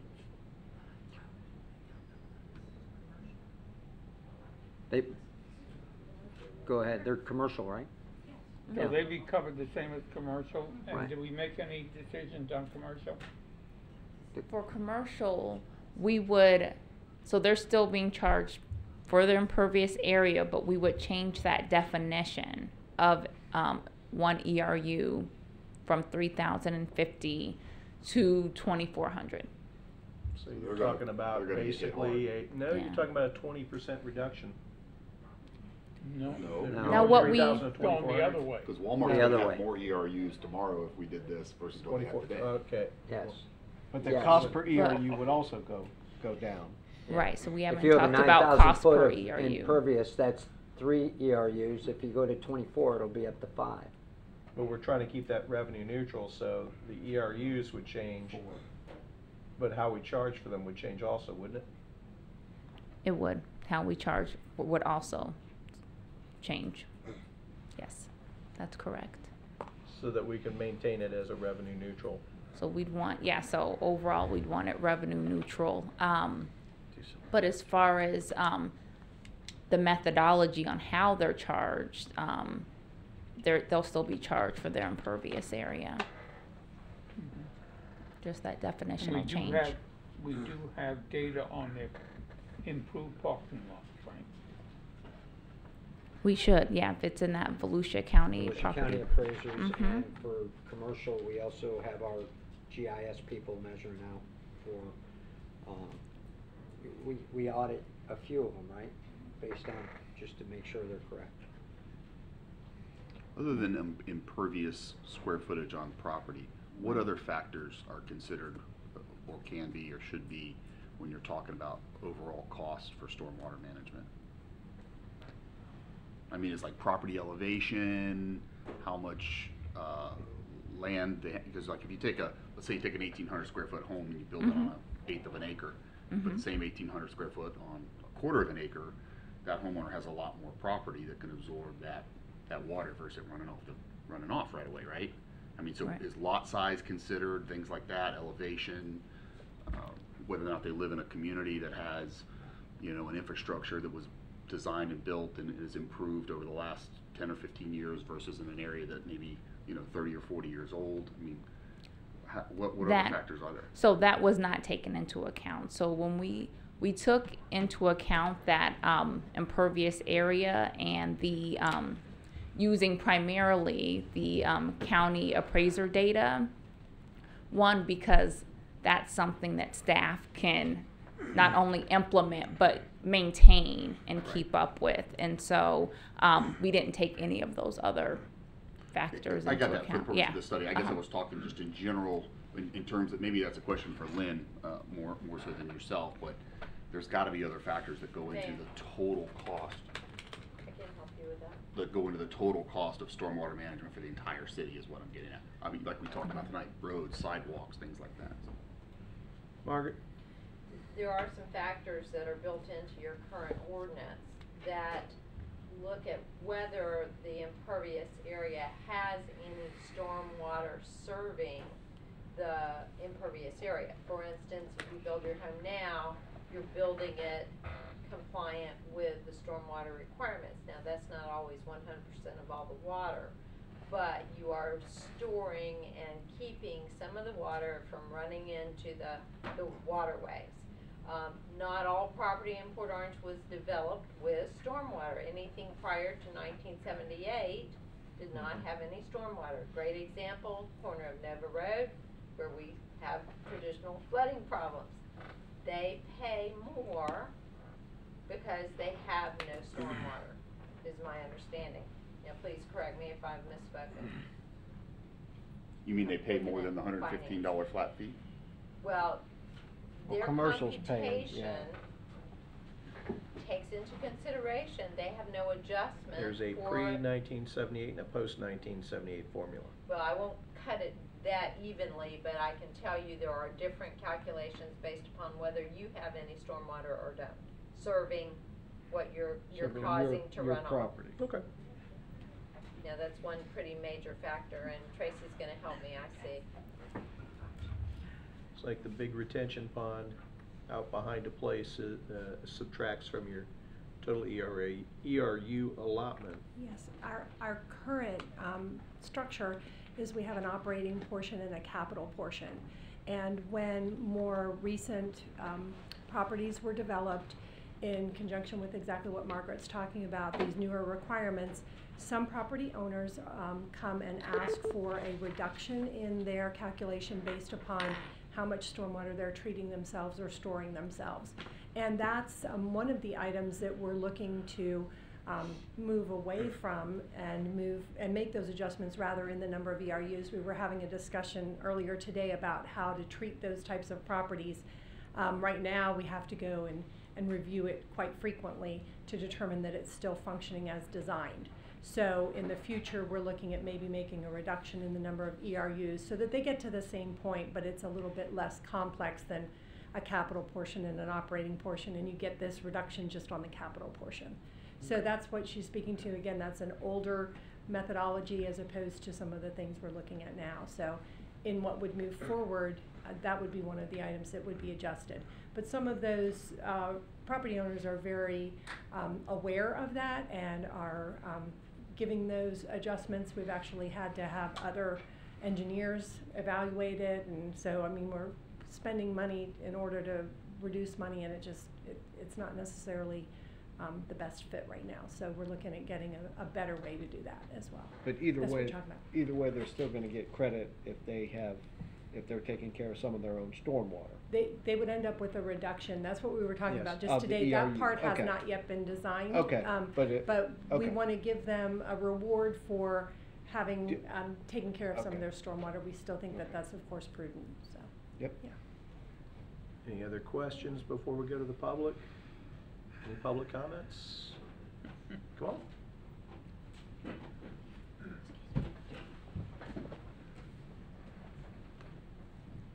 Hi, I'm Catherine Negrini. I live on Sweetwater Boulevard. It's zoned county and city. Sometimes I feel like I'm being double taxed. Anyways, we don't have any drainage system that I can see. It's just ground. And I have a paver driveway, so I don't think that should be considered. Also, Sweetwater Boulevard off of Taylor? it's right behind BJ's. Yeah. Gotcha, okay, that's what, okay, sorry. It's Sorry, okay. That's where you're at. That's okay. Anyways, my property's like 9/10 of an acre, and my impervious surface is like 2,600. So I think what you said about the base rate with a surcharge on this surface makes sense to me. I would be interested in hearing more about that. However, my main purpose in speaking tonight is to bring before you the very real situation that widows face. I lost my husband last year along with his income. I'm reduced to living on $1,000 a month. So I'm learning to speak up and bring this plight to attention, because widows have a really, really hard time of it. I can't just go out and get a job, 68 years old. So I would strongly, but with respect, urge you to have a widow's rate, not only on this stormwater thing, but all across the board. And additionally, it would be really nice if senior citizens did not have to pay a school tax. Thank you. Thank you. That part isn't our Come on, Sarah. decision.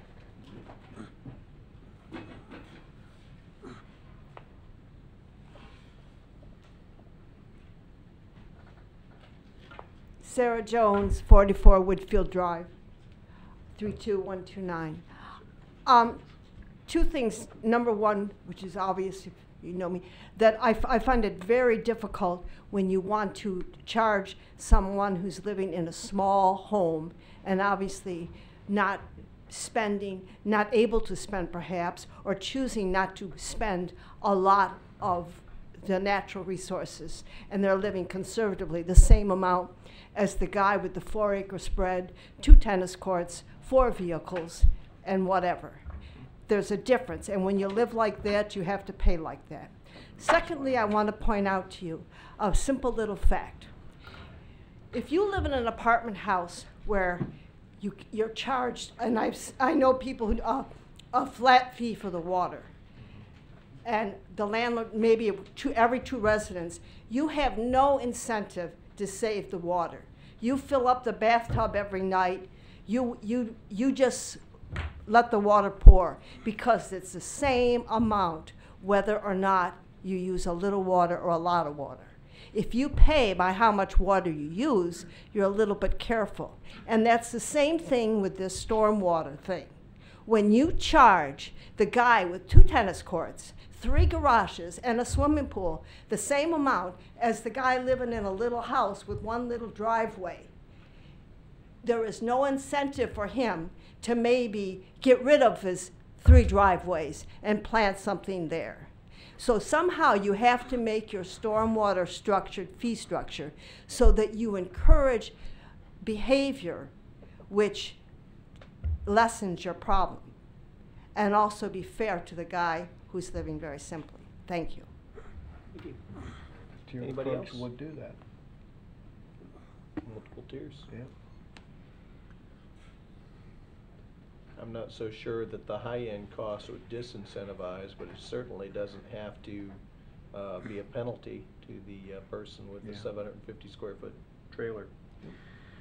All right, I think what we should do is go ahead and give staff the instructions that we've asked them to do and let them bring that back to us for further discussions so that we can take a look at it flattened and 4 stepped out a tiers. little bit more slowly. Yeah. Any other comment? Still tiered, Still tiers? Yes. flattened, and phased. Flattened and phased. Well, let's see what that looks like. Which brings us to item 7, tree ordinance summary.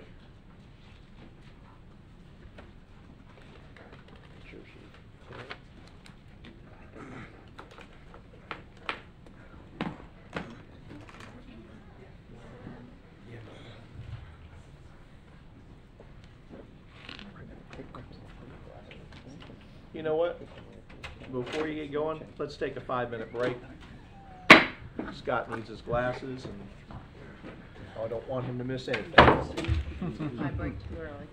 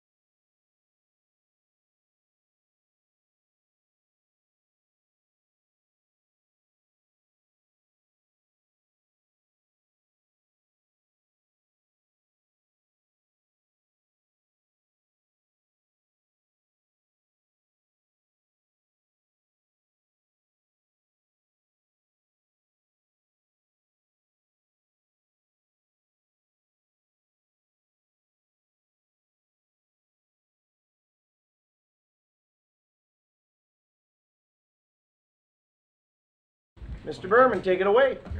Tim Berman, Community Development. Earlier this spring, the AB had asked us to, they had about 15 to 17 items they wanted us to look at and come back to them with a meeting with some support documentation there to discuss possible code amendments to specifically the tree ordinance for the code then. On July 23rd, we had a meeting with the EAB and we presented those items. We ended up taking about 17 items and condensing them down to 13. Some of them were duplicates, some of them were the same items. We kind of wrapped them up in one then. So we met with them, went through each one of them, and we are here tonight to kind of give you an update on the discussion of what came about that meeting and the input the EAB gave us in terms of those suggestions. Some led to some code amendments that we'd like to talk about. Also, some led to just better communication between staff and the EAB in general. So we're going to go through those These right are now. the proposals that came out of that. Yes. First of all, the initial proposal was to reduce the, or basically require 1 tree per 1,500 square feet instead of what the code currently requires, which is 1 tree per 2,500 square feet. When we started looking into that, we really struggle with basically single-family homes now meeting the current requirements. That's related to basically due to the size of those lots then. We constantly are getting tree removal permits in here, and it's, you know, even with the current requirement to replace there, it's a struggle. If we increase that requirement to require more trees on the site, we feel that's going to create more conflict, more tree removal permits, more questions, hey, do I have to do this on staff, and which could relate to variances, etc. It really comes down to the size of the lots that basically the code is allowing to be built there. When you look at our code requirements, pretty much that ratio is built off of lots 7,000, 8,000, 9,000 square feet. We're dealing with lots 5,000 to 6,000 square feet. Once you put the house there, the driveway, the backyard with the pool, there's no room for really those, you know, an additional tree there. 3's kind of pushing at some of those houses then. So our proposal, basically what was discussed at the EAB was to maintain the current ratio. It was also, we discussed our smaller lots there to maybe add some flexibility into that tree requirements, which would allow, instead of, you know, 3 trees are requiring, maybe they could plant 2, but they're required to upsize those 2 trees. That way you get a bit, you know, larger trees on the property. Also, the use of understory trees instead of shade trees on the smaller lots, like one of the situations we run into quite a bit is Royal Palm, where you have the duplex lots there. Some of the homes there, as you can see on the picture here, you have the transformer right in the middle there, along with the drainage swale. They had 2 trees on either side of that.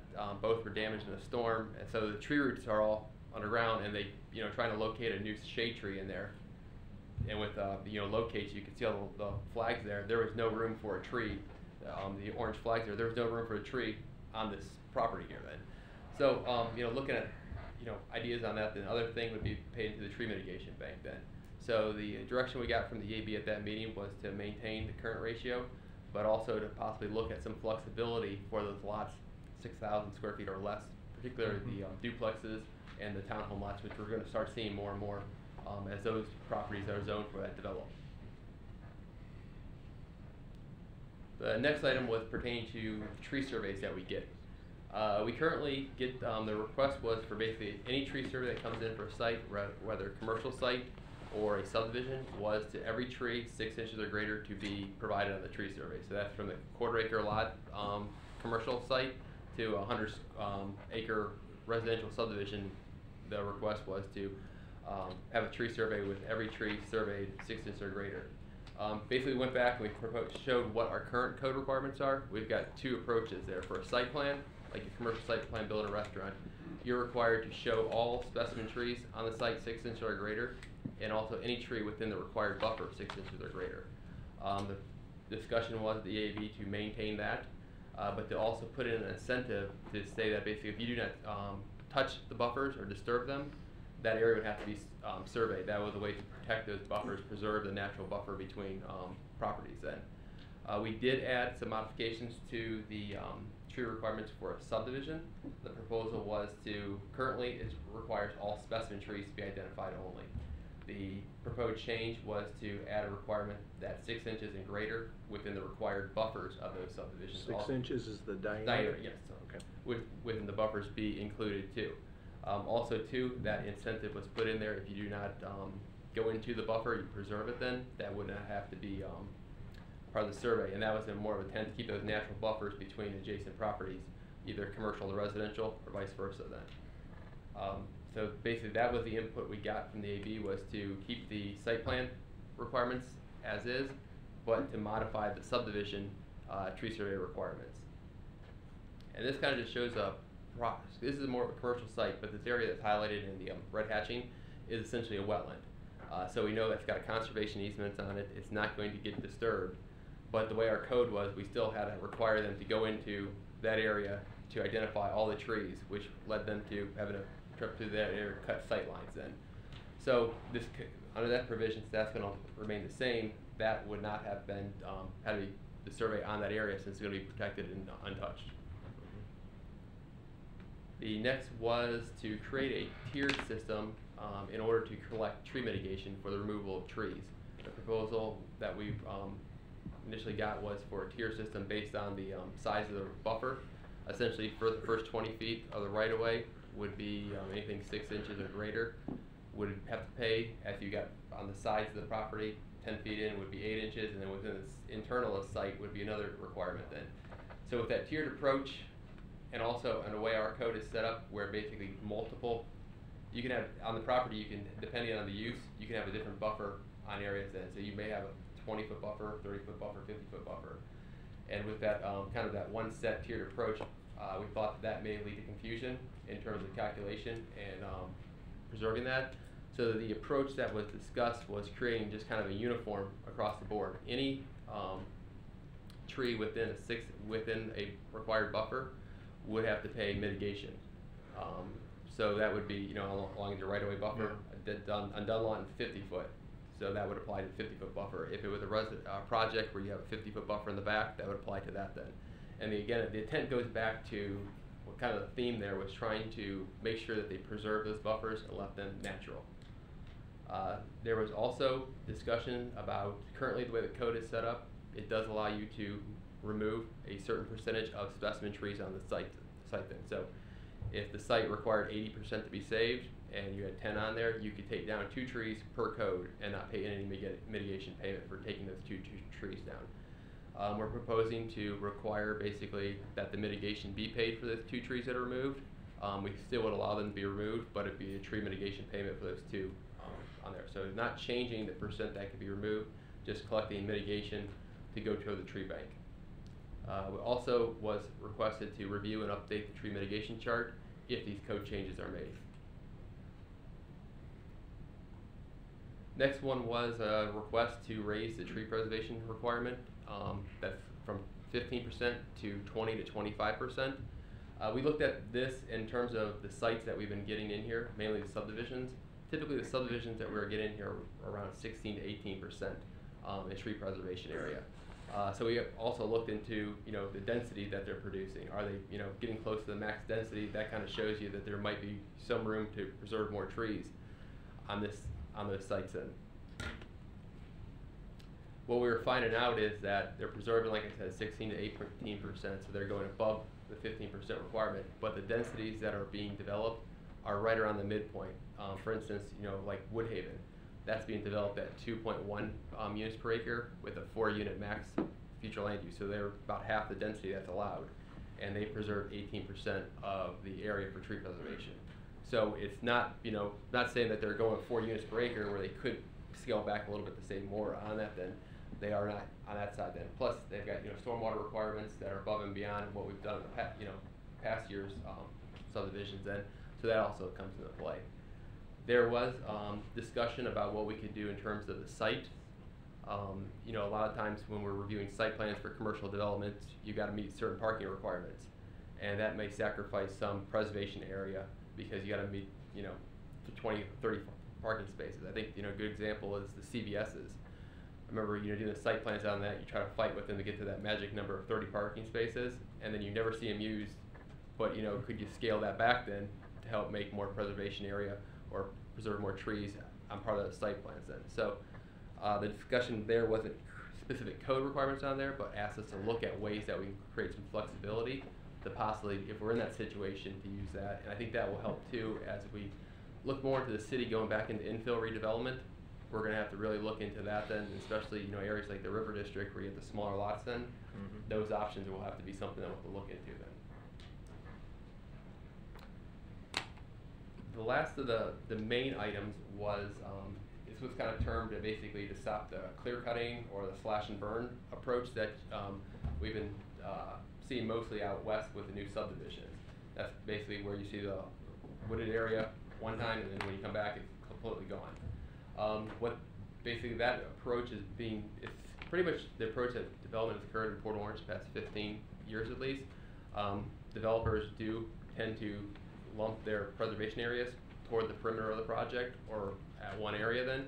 So as you do drive by, from the roadside, you may look at it basically being completely clear, but on the backside of that may be the 15-18% tree preservation area. One example of that is off of Town West Boulevard, the south side of Town West Boulevard, where our West Point Reserve project is. All their tree preservation is on the south side of the property. So once it was cleared and you drove down there, it looked like basically the entire site was cleared, but there was still a large portion of the trees that were on that site that were remaining in that large tract system. We also like that because basically for the health of the tree community then, it's beneficial versus having the little pockets throughout the subdivision.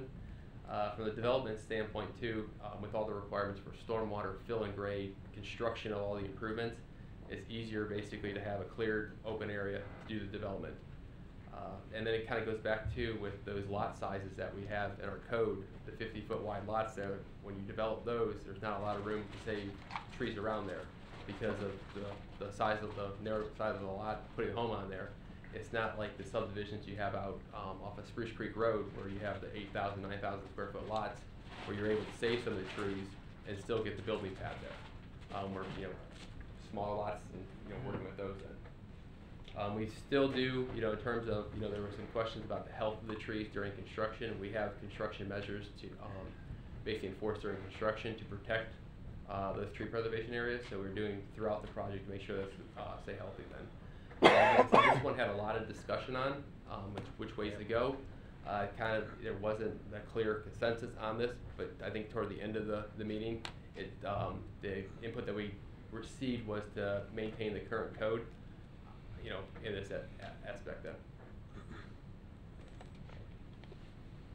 A couple other items here that I wanted to go over too. One came up is a nuisance tree on private property. Currently the code states that if there's a tree on a private property or that basically is impacting or could impact public property or right of way, it can't be removed.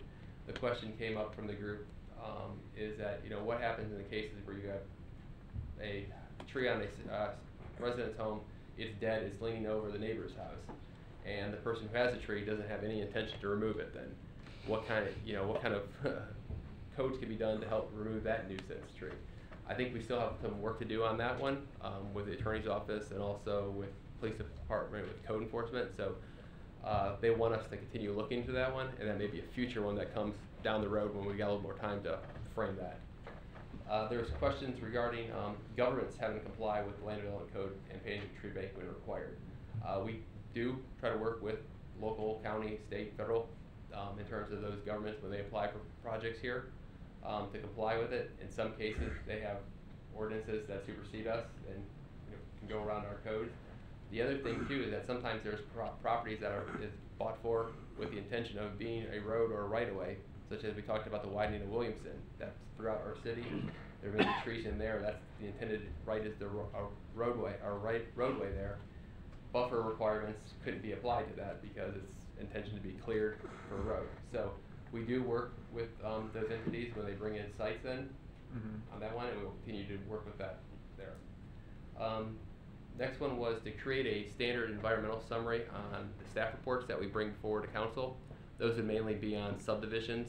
That's when we're applying the code requirements then. So we will go ahead and work on preparing just a very basic chart there to kind of give the facts onto what the code required is and what they are preserving in terms of the tree preservation and number of trees then. So you'll start seeing those on your subdivision staff reports as we move forward here. Next couple items was some more discussion regarding the tree bank. They wanted staff to provide them with a balance of the tree bank at the quarterly meetings. I actually had that from last night, but forgot to give it to them then. So probably for that. But basically, it was about 28,000. $28,670 is what our current balance is as of last Thursday, and we'll let them know that then at the meetings. I'll actually let them know next time, and then also be posted on the agenda so it's available that way then. So like I said, we started making some of these improvements after that meeting then. They also, EAB wanted us also to look at the tree bank, renaming it to the Environmental Mitigation Bank so it can be used for other wider range environmental projects, to give it more of a scope then to hopefully not only the trees but other environmental concerns that they may have then. There was a issue or a question raised regarding not allowing palm trees as commercial and residential lots. When we got to the meeting, we realized that there was miscommunication on that one, so it's to maintain the ability to plant palm trees on commercial sites and residential sites then. There were some discussions about basic pruning practices for palm trees. That we had discussed would be a more of an effort that the EAB would work with the staff on public outreach materials, pamphlets, working with social media. EAB had a lot of great ideas last night regarding going to events like Family Days to get that information out then. Next item would be the species list that we currently have in our code, updating those. We do have some native species that we need to add to it, which is one of the things the EAB wanted that to be, make sure that our list was promoting native species. And also we have some invasive species on our list, and they wanted those to be removed. So what we decided to do on that one is we'll update the code to make those lists by resolution, which will allow us to have more of ability to update those once or twice a year and have them go before the EAB. Okay. Instead of doing a code amendment, it'll just be one reading there. So it gives us a little more flexibility to change on that then. Another tree list that they would like us to look into is the specimen tree list. Right now we've got about 14 specimen trees that are identified. Sizes range between 12 diameter to 18. So they want us to look at that to see if that chart needs to be updated in terms of the size that we're saving, and also if there's other specimen trees that need to be added in. So that kind of goes along with some of the other things we talked about, which may increase the number of trees that are saved throughout the site then, or just due to the size or the type then. So like I said, we met last night on that and discussed that, so we're working on that item already then. And then the last was more of a question about basically the revenue from the pine tree harvesting in the well fields. Could that be put in the tree bank? We verified that with them at the meeting, that has to stay for management of the well fields. So those were pretty much the items that we had talked about and discussed. So we're just looking for feedback from council. If those are items that we can, a couple of code amendments that we discussed then, to move forward with those, we start the beginning process of preparing those amendments and walking those through the public hearing process then. You guys want to handle this collectively? You want to go through them one by one, or how do you want to do this? We do it collectively. I mean, I think a lot of the points you brought up are really good ones. Well, this is the EAB that had a yeah, lot of the yeah. good, they had a lot of I mean, good points. it definitely is something that we need to try to implement, if not in full, at least partially or however. But yeah, there's good good suggestions came from that for sure. Scott? I think it's a lot of good ideas there, as long as community development vets them out in terms of what the actual, if we make some changes, what those actual impacts are going to be. I know a lot of times it seems like when we have these discussions, we all, consensus is that, yeah, this is the way to go, and then maybe we didn't think out some of the after effects and things like that. So, with regard to what impacts will be felt from this, I guess primarily you're looking at what your developers and your builders and stuff like that. Yeah, we want to kind of get you guys' feedback, and then next we'll be speaking with the development community, but also Sure. other parts of the residents in Port Orange area to get their feedback too on this end. So we thought that was a good mix of what they had proposed there and bring it forward. And I certainly think it's a great start. It's probably long overdue to go through all of that, so I appreciate the work that's gone into that, to review that and do that. Not every city has one, but this is why you have an environmental advisory board. I really like the idea of changing the name of the tree bank, and I'm interested in hearing more about what opportunities that might present for us to be able to consider in the future. And for my part, I'm not interested in changing anything about revenue that comes from anything from forestation or any other thing that we do. out in our well fields needs to stay there to help maintain. Yeah, that has to. Maintain that the has to integrity stay, of that. yeah. There would have to be a very exceptional situation before I'd even want to entertain something like that. Bob? I feel very comfortable with what you proposed. Chase? A couple questions. First, very good presentation. That's one of the consistent comments I get from people. As dang it, my voice is gone. Sorry.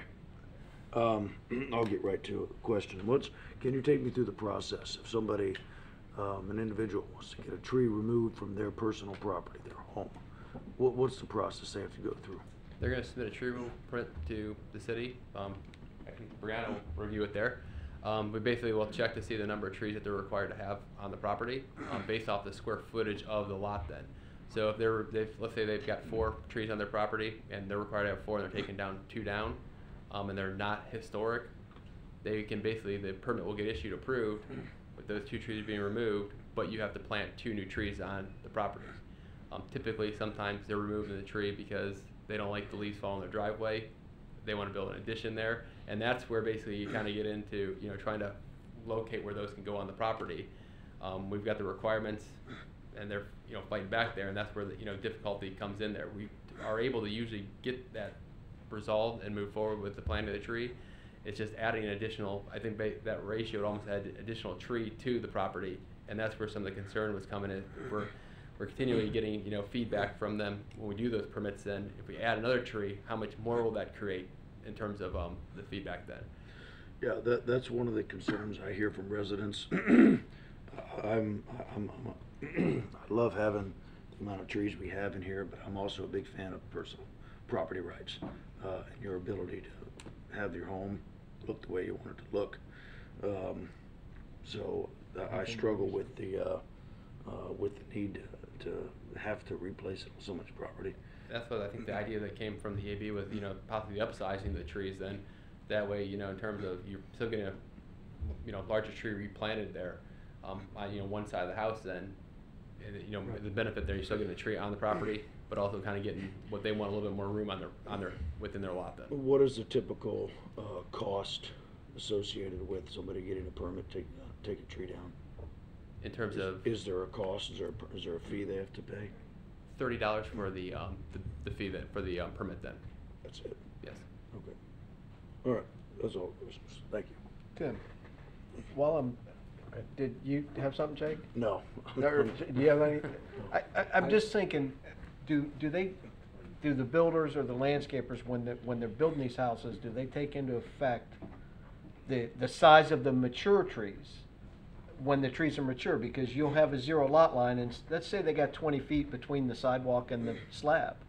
They plant a 2.5 inch, 8-foot oak tree in the middle of that, and in 10 years, the root structure is going up under the sidewalk and the slab. You've driven through Town Park lately, haven't you? Yeah, but I mean, it happens, so is there some way to minimize that impact of trees that are getting so big that now they're damaging structure or sidewalks, and we can say, hey, let's put a smaller ornamental tree or something there? Kind of what we're looking at with this.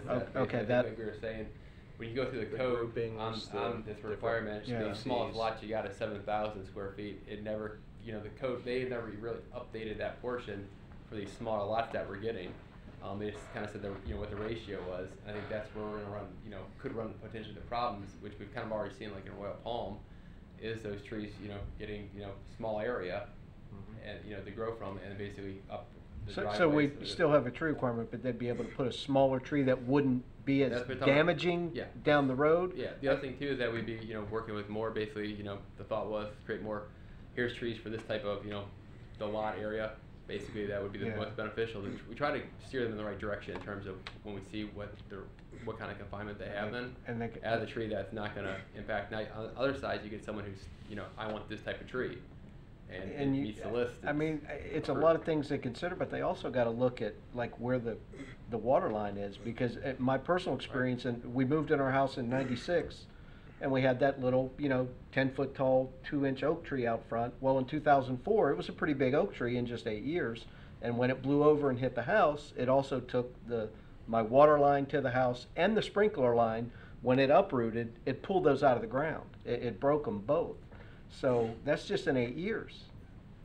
I mean, those are all things that, we'll be, Okay. start definitely looking at when we move forward on this one. Okay. Just those lots, because we know what the zoning's allowed, Yeah. we know what's approved, so we know they're coming.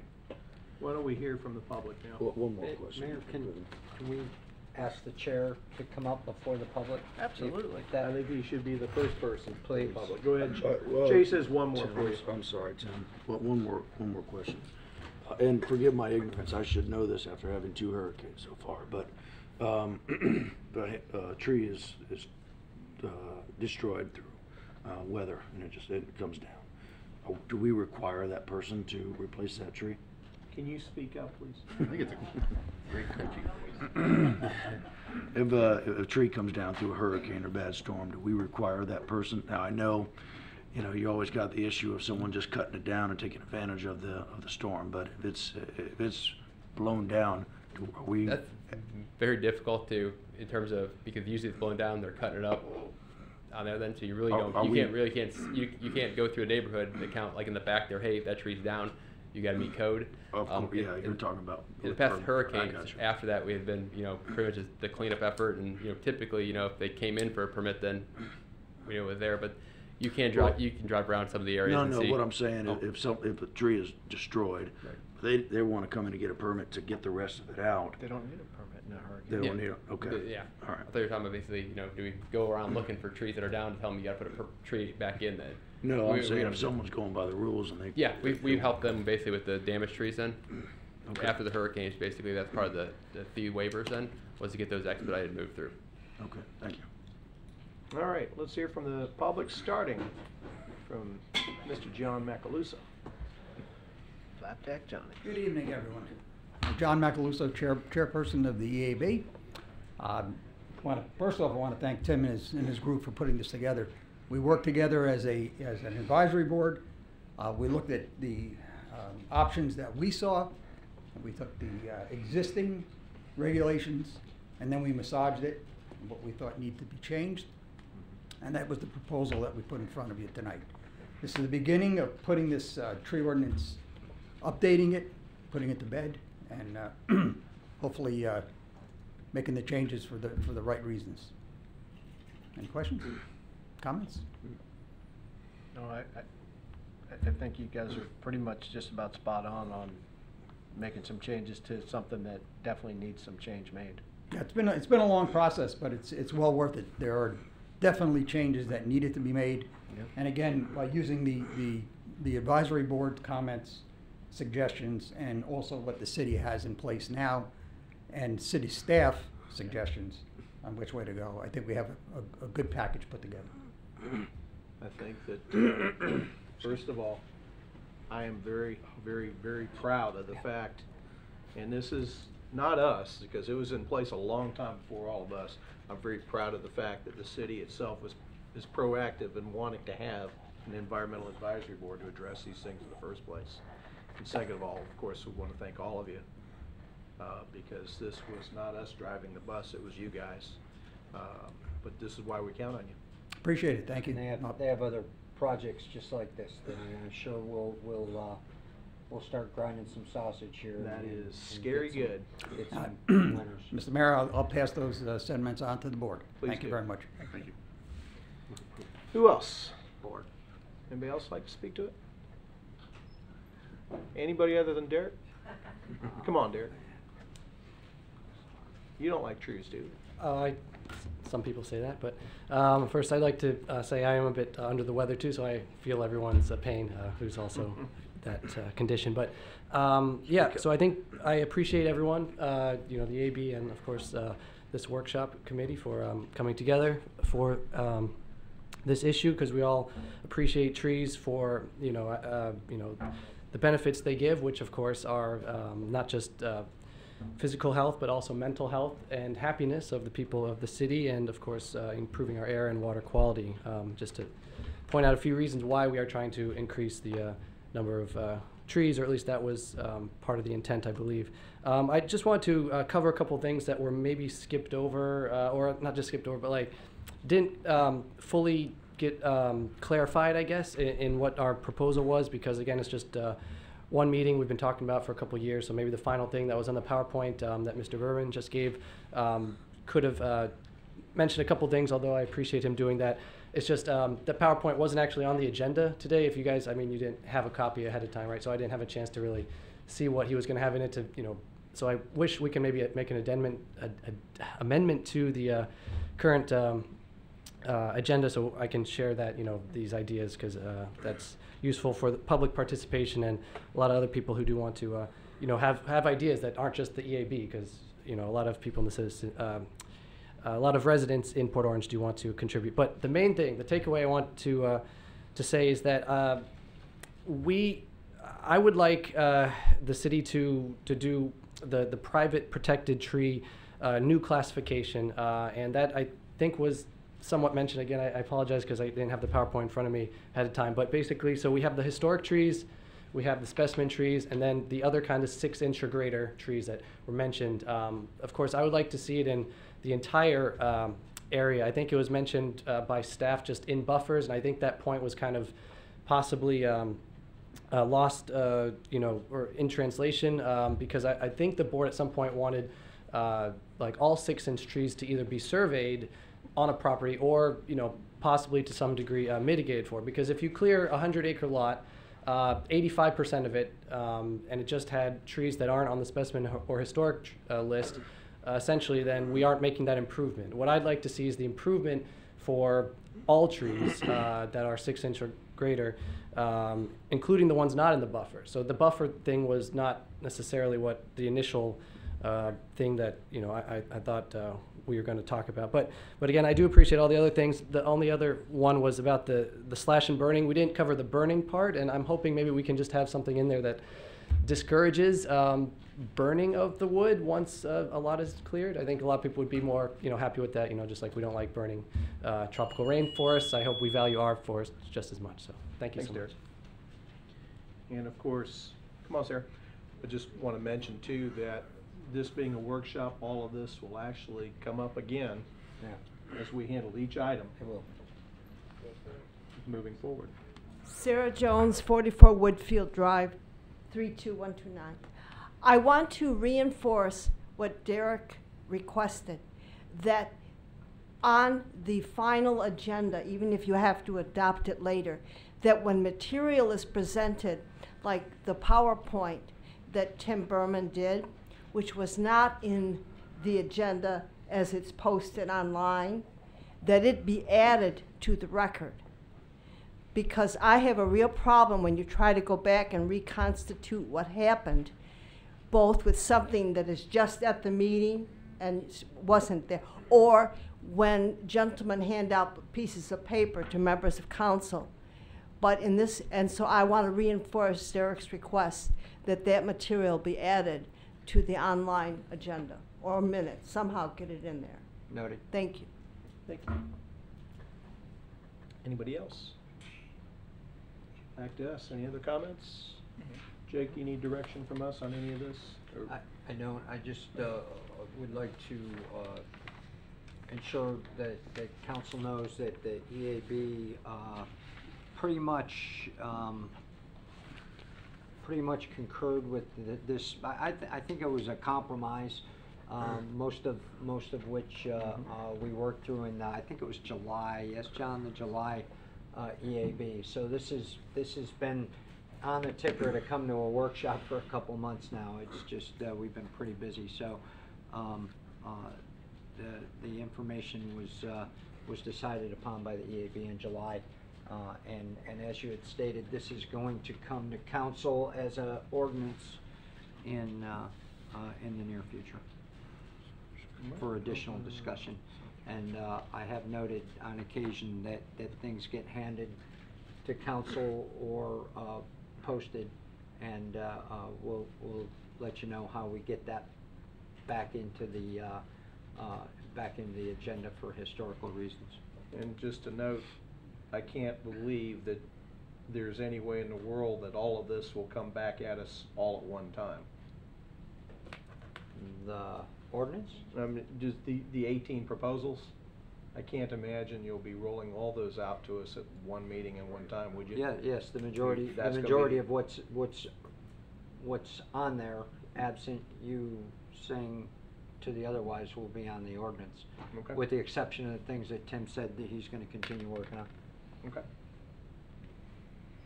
That being said, moving on. Update on St. Johns River to Sea Loop Trail. Tim, you're not tired yet, are you? He's doing just fine. It's his people who haven't had to get up and watching him going back and forth. They're here for his moral support. Somebody's got to do it. Glad to know they've got your back. Okay, Tim Berman, Community Development. This is update on the St. Johns River to Sea Loop. We've been discussing this for a while now. I think basically back in kind of a recap, our FDOT is looking to construct a 12.5-mile segment of the trail loop. It goes between South Daytona and New Smyrna Beach, and about 3.5 miles is within Port Orange. Back in March, we had a presentation from FDOT's consultant, and this was the general idea was the trail would either go on Halifax, US 1, or Nova Road, some combination then. Then in July, we came before with a resolution to put a segment of the trail onto Halifax Drive, which would require Halifax Drive to be one-wayed, and then allow the trail to be built along the water side then. That was going to go up to Commonwealth Boulevard, then according to DOT, the trail would go down Commonwealth to Spruce Creek, down Nova Road back to US 1, kind of a out and around way to get back to where US 1 then. And I'm going to interrupt Tim. If you all recall, before he goes to the next slide, that we kind of, last time we briefed this, we were all looking at it like, why the heck would you do that? And so that was not the cheapest way, but the best way with the right-of-way to get to Spruce Creek Road, which is where they kind of wanted to go before they came back down. So that's the direction they went when we went to on that car drive with them. So that's the way we thought it was going to go. All right. And we continued to try to get alternate routes in here, and then finally September rolled around, and there has been a couple more workshops, September and October, with more of the public basically coming to look at that route, and that's when a lot of more concern came from it then. Basically, when you go this route here, you come across about 55 to 65 crossings, either driveways or streets or railroad crossings there. So on the red route? On the red route then, okay. Just in that one segment there. So in terms of a trail, it's very interrupted. When you're doing biking and walking, you don't want to have that because you rely more on vehicle conflict, and that's when someone gets hit on that side then. Just the crossing of US 1 twice is much less all of those other things. So we started looking at basically there as to what could be some other options that basically kept that trail, reduced the number of crossings on there. So we started looking more about continuing down Halifax/River side drive then. So one of the things we started looking at was to continue it down from Commonwealth, down the right of way to Seminole Avenue, and then go onto Ridgewood Avenue, and then head south then. This would require the continuation of one-way portion of Halifax to Seminole, but we are also working with DOT. We pretty much have drove the area with them, and it looks like Commonwealth to Niver Street could remain as one way with the trail on the one side then.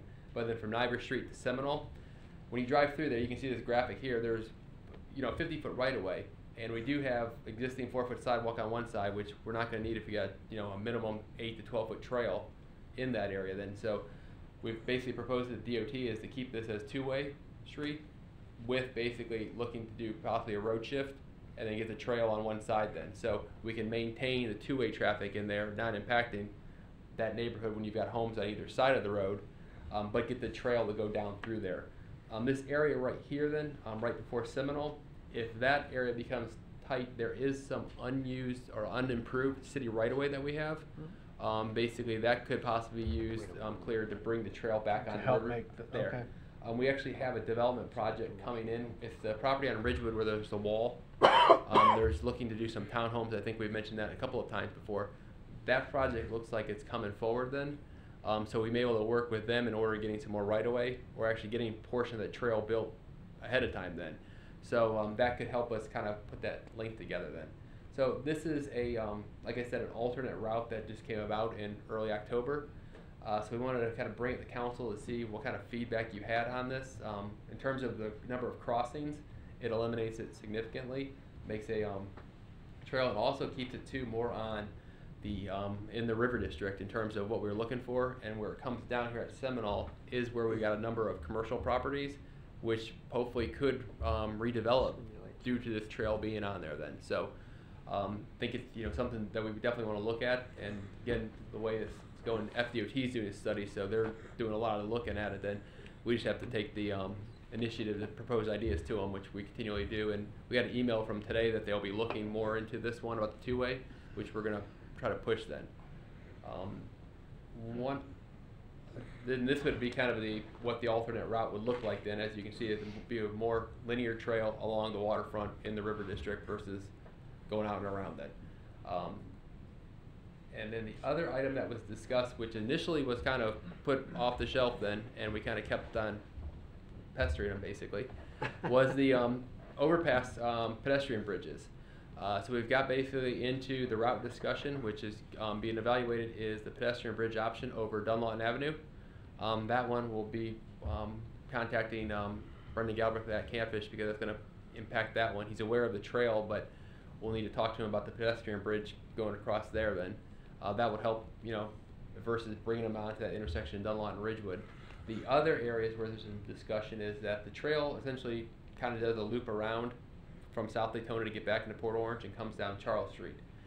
There was some concern with dumping on Charles Street. People would just kind of run across the street to get over there on Ridgewood, or coming down to Herbert Street and doing the intersection at the light there was again, crossing Ridgewood then. So we threw out the idea about potential pedestrian bridges at one of those locations, and the fact that at least with Herbert Street, we have the right of way on either side and own some of the land over there, so we got a little more flexibility, and also with the Charles Street then. So those are options that they're looking at doing, which would be great to get those bridges in the Riverwalk area.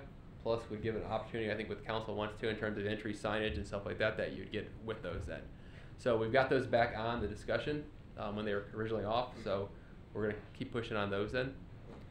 So this is just kind of the update that we wanted to give council. Also to check to see about that alternative route. That's something they want us to continue to move forward with DOT looking at. And then just to wrap it up, I think everyone got this in their email, but they are doing the alternative meetings.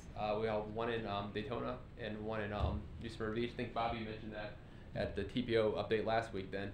But this is basically the dates, and we'll make sure to send the invites then. But this will have been sent out to all the adjacent property owners on the proposed route along Halifax and the alternate route then. So those residents will be getting this information then here soon then. It does show on the page then, that route then. So just wanted to update everyone on that then. And also get the feedback as to that alternate route. That's something that we want to look forward to moving forward. I like anything that we can do to keep that thing close to the river and take away crossings at Ridgewood.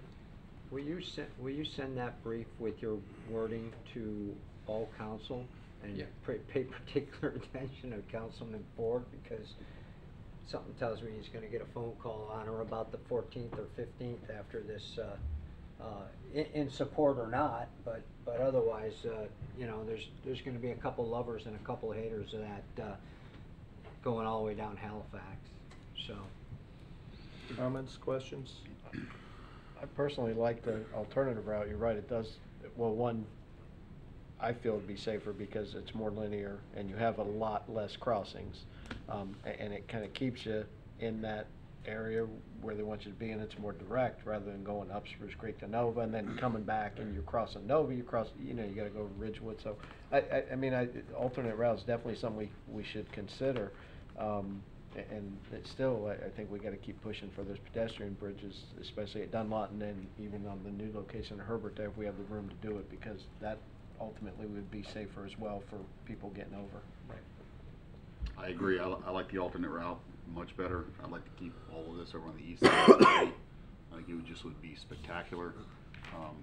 I'm not sure how we would do it, but I would encourage the city manager to figure out a way to promote you. If you can get FDOT to do 2 pedestrian bridges, I'll be thoroughly impressed with that. Me too. No pressure.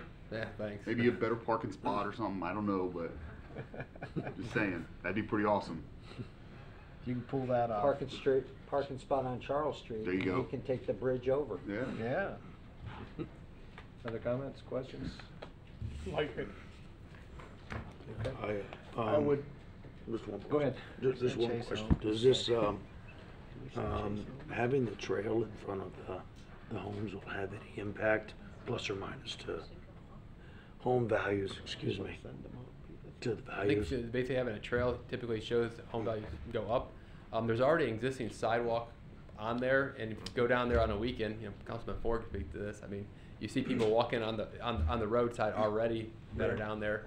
So people are kind of almost making a makeshift trail on the road then. So we're taking the next step forward, but it also improves too in economic development in areas to have that trail.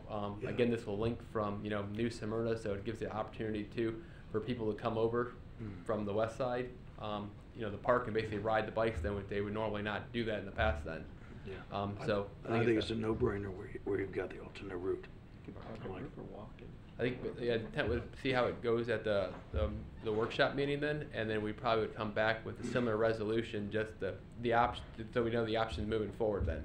I think we'd do that in the first meeting in December then, I think, is the next meeting after that, November 5th or November 15th, the last workshop, that would be December, would be the next council meeting. Yeah. So we'd probably bring something in December then. Great.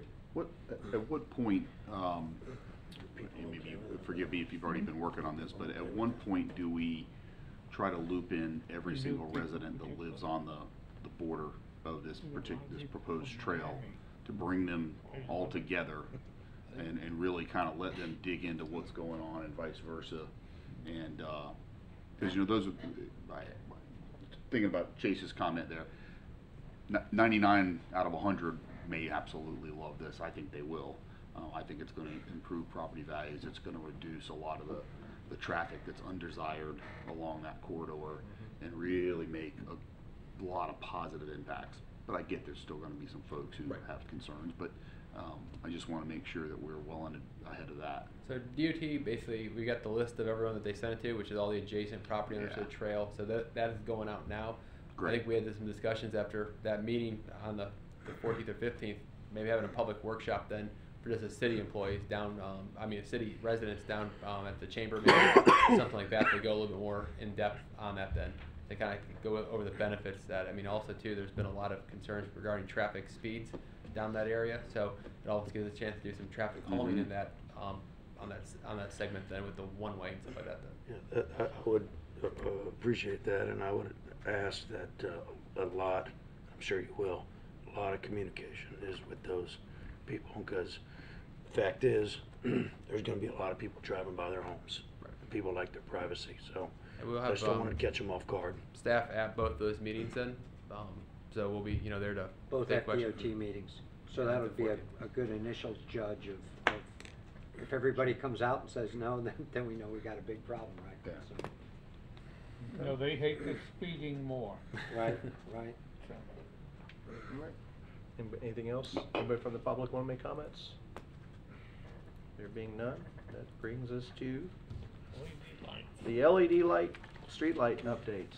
In an area of town that's dark, needs illumination. Good evening. Lynn Stevens, and I am the Director of Public Works and Utilities. And what I wanted to do tonight is just give you a little bit of briefing of what we're doing as far as streetlights around town. And this includes all streetlights throughout the city, not just one area or another. So one of our initiatives to continue with the green initiative in the city was to look at partnering up with FPL and changing out all the streetlights within the city. So tonight what I'd like to do is just give you a little bit of update as to the benefits, the background, the advantages, what the conversion process is going to look like, and in conclusion, where we're going to go from here. Currently, there's 3,185 streetlights within our city. That's only on city streets. It does not include any of the state, county, or private roads. There's even some residents out there that have their own private streetlights, so it would not include any of those either. So, currently, FPL owns the lights, the light poles, and the city pays an estimated just under $305,000 a year. We pay FPL for the power consumption, the maintenance, and any repairs on those streetlights. Currently, our streetlights are what we call high-pressure sodium lights. They kind of give you that yellow illumination out there. And they do have a higher electrical cost than LED, and they do have a larger carbon footprint that we're hoping to reduce. We're all about green initiative, reduce some of that carbon footprint. So what we're talking about, the Public Service Commission approved a new tariff for LT1. It provides for the installation of FPL to come in to the city at no cost and change the heads out. So we're talking just converting the lamp heads themselves. They're not changing the posts. They're not changing the looks of the lights. So we did a complete inventory. We've worked with FPL over the last few months. We've done a complete inventory of all the lights out there, what type of heads are out there, and this conversion process will be very seamless to our residents. They won't see a change in what the street lights look like, but they will see a difference in the light that they get from the street lights. So the benefits of LED include, of course, that more natural color out there. It just gives a nice, cleaner, brighter atmosphere where the street lights are illuminating. Oops. So some more advantages. You can actually see where you get a cleaner look to the area. It takes that yellowness out and gives you a brighter, cleaner look. It will increase energy savings and provide us a bit of increase in safety in those areas by giving us better light, stronger light. It'll take approximately 4 months from the time that we agree to the program. It'll take us about 4 months for FPL to start seeing delivery of the light heads. Then the FPL crews will come in and start doing the replacement of the heads. We've designated areas, so we know where they're going to start. We're going to control that. We're going to monitor that, follow behind them, and make sure everything is working fine for all 3,185 lights. Most of the residents won't even notice the work as it happens.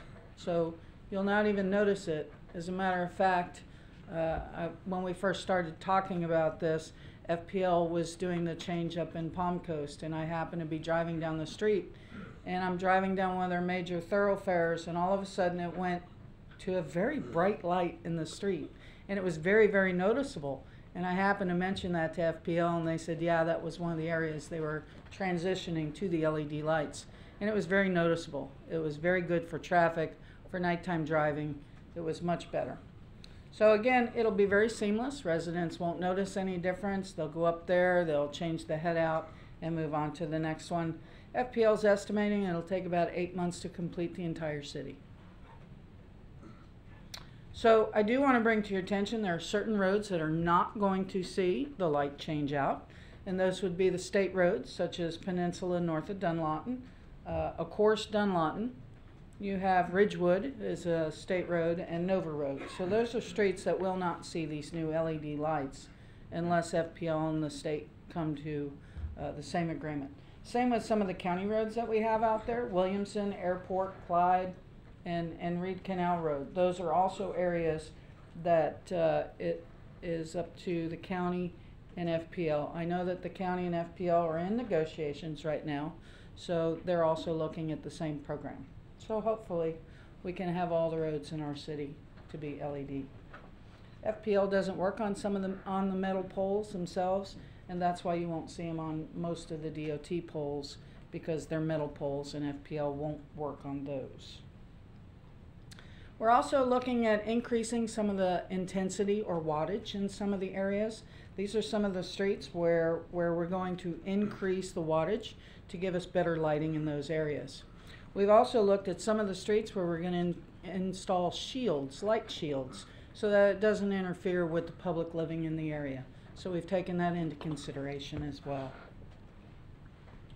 So when we talk about changing the wattage or the intensity, you can see on the far side the existing lights. They're very similar to the ones that we have out there. Picture A is the lower intensity wattage light. It's a 3000 Kelvin. Those would be the areas we would put in residential neighborhoods. And then the 4000 Kelvin is the higher wattage that we would put on the major thoroughfares so we get the maximum amount of light.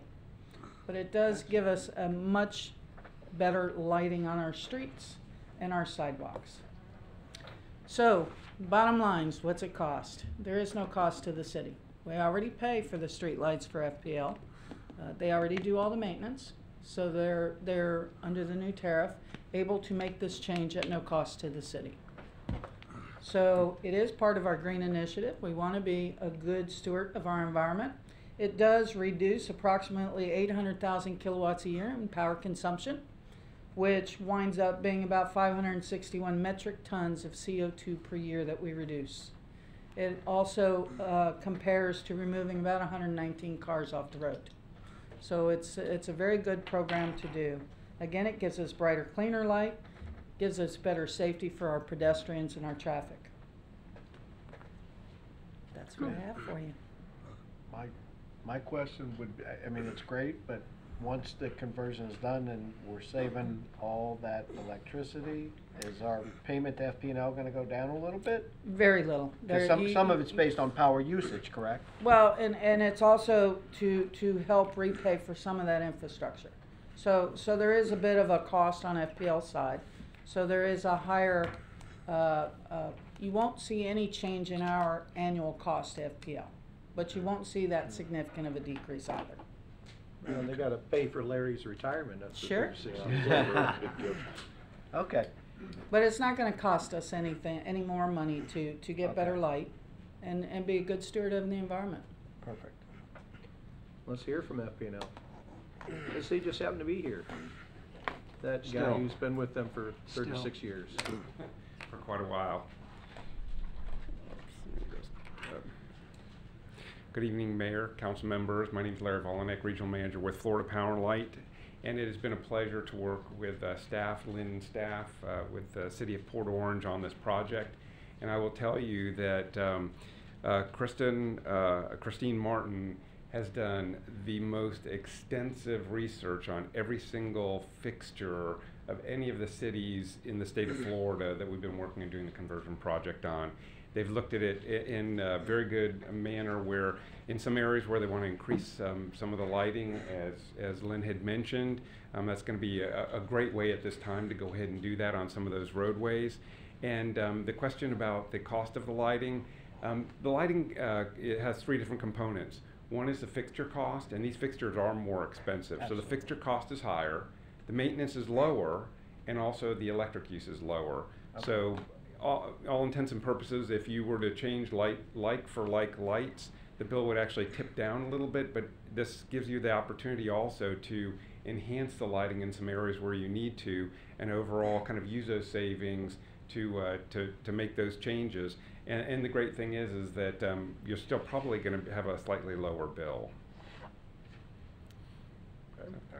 Larry, are there any areas where they'd have to add lights and perhaps use a solar light or anything like that, or is it just strictly, are they adding any lights where there isn't electricity or whatever, and would it As be part of this conversion process, no, but in the future, that's a possibility. We don't have any lights, unfortunately, that are solar powered, but usually we have a pole or can add a pole in an area to go ahead and increase the lighting. Okay.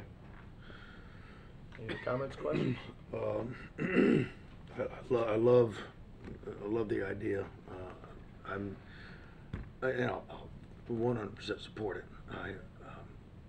It's the idea that there's no cost to it is, I think, is a little deceptive, because it's not going to cost as much to do it. You guys are certainly going to make it up on the flip side, as the cost to run the lights is going to go way down. Well, actually, our street lighting is a zero net benefit for Florida Power and Light. Whatever we charge for the lighting is actually you know, our true costs for the lighting. There is no money made on the lighting. And there's some municipalities who are not, you know, having a good fortune with their electric provider, where their electric provider is actually having them have an upfront capital cost associated with it. So, you know, truly, there is no, you know, upfront capital cost associated with this light, which is great. And also, the mix of reducing the electric usage and the reducing the maintenance offsets the cost of the fixture. Other questions or comments?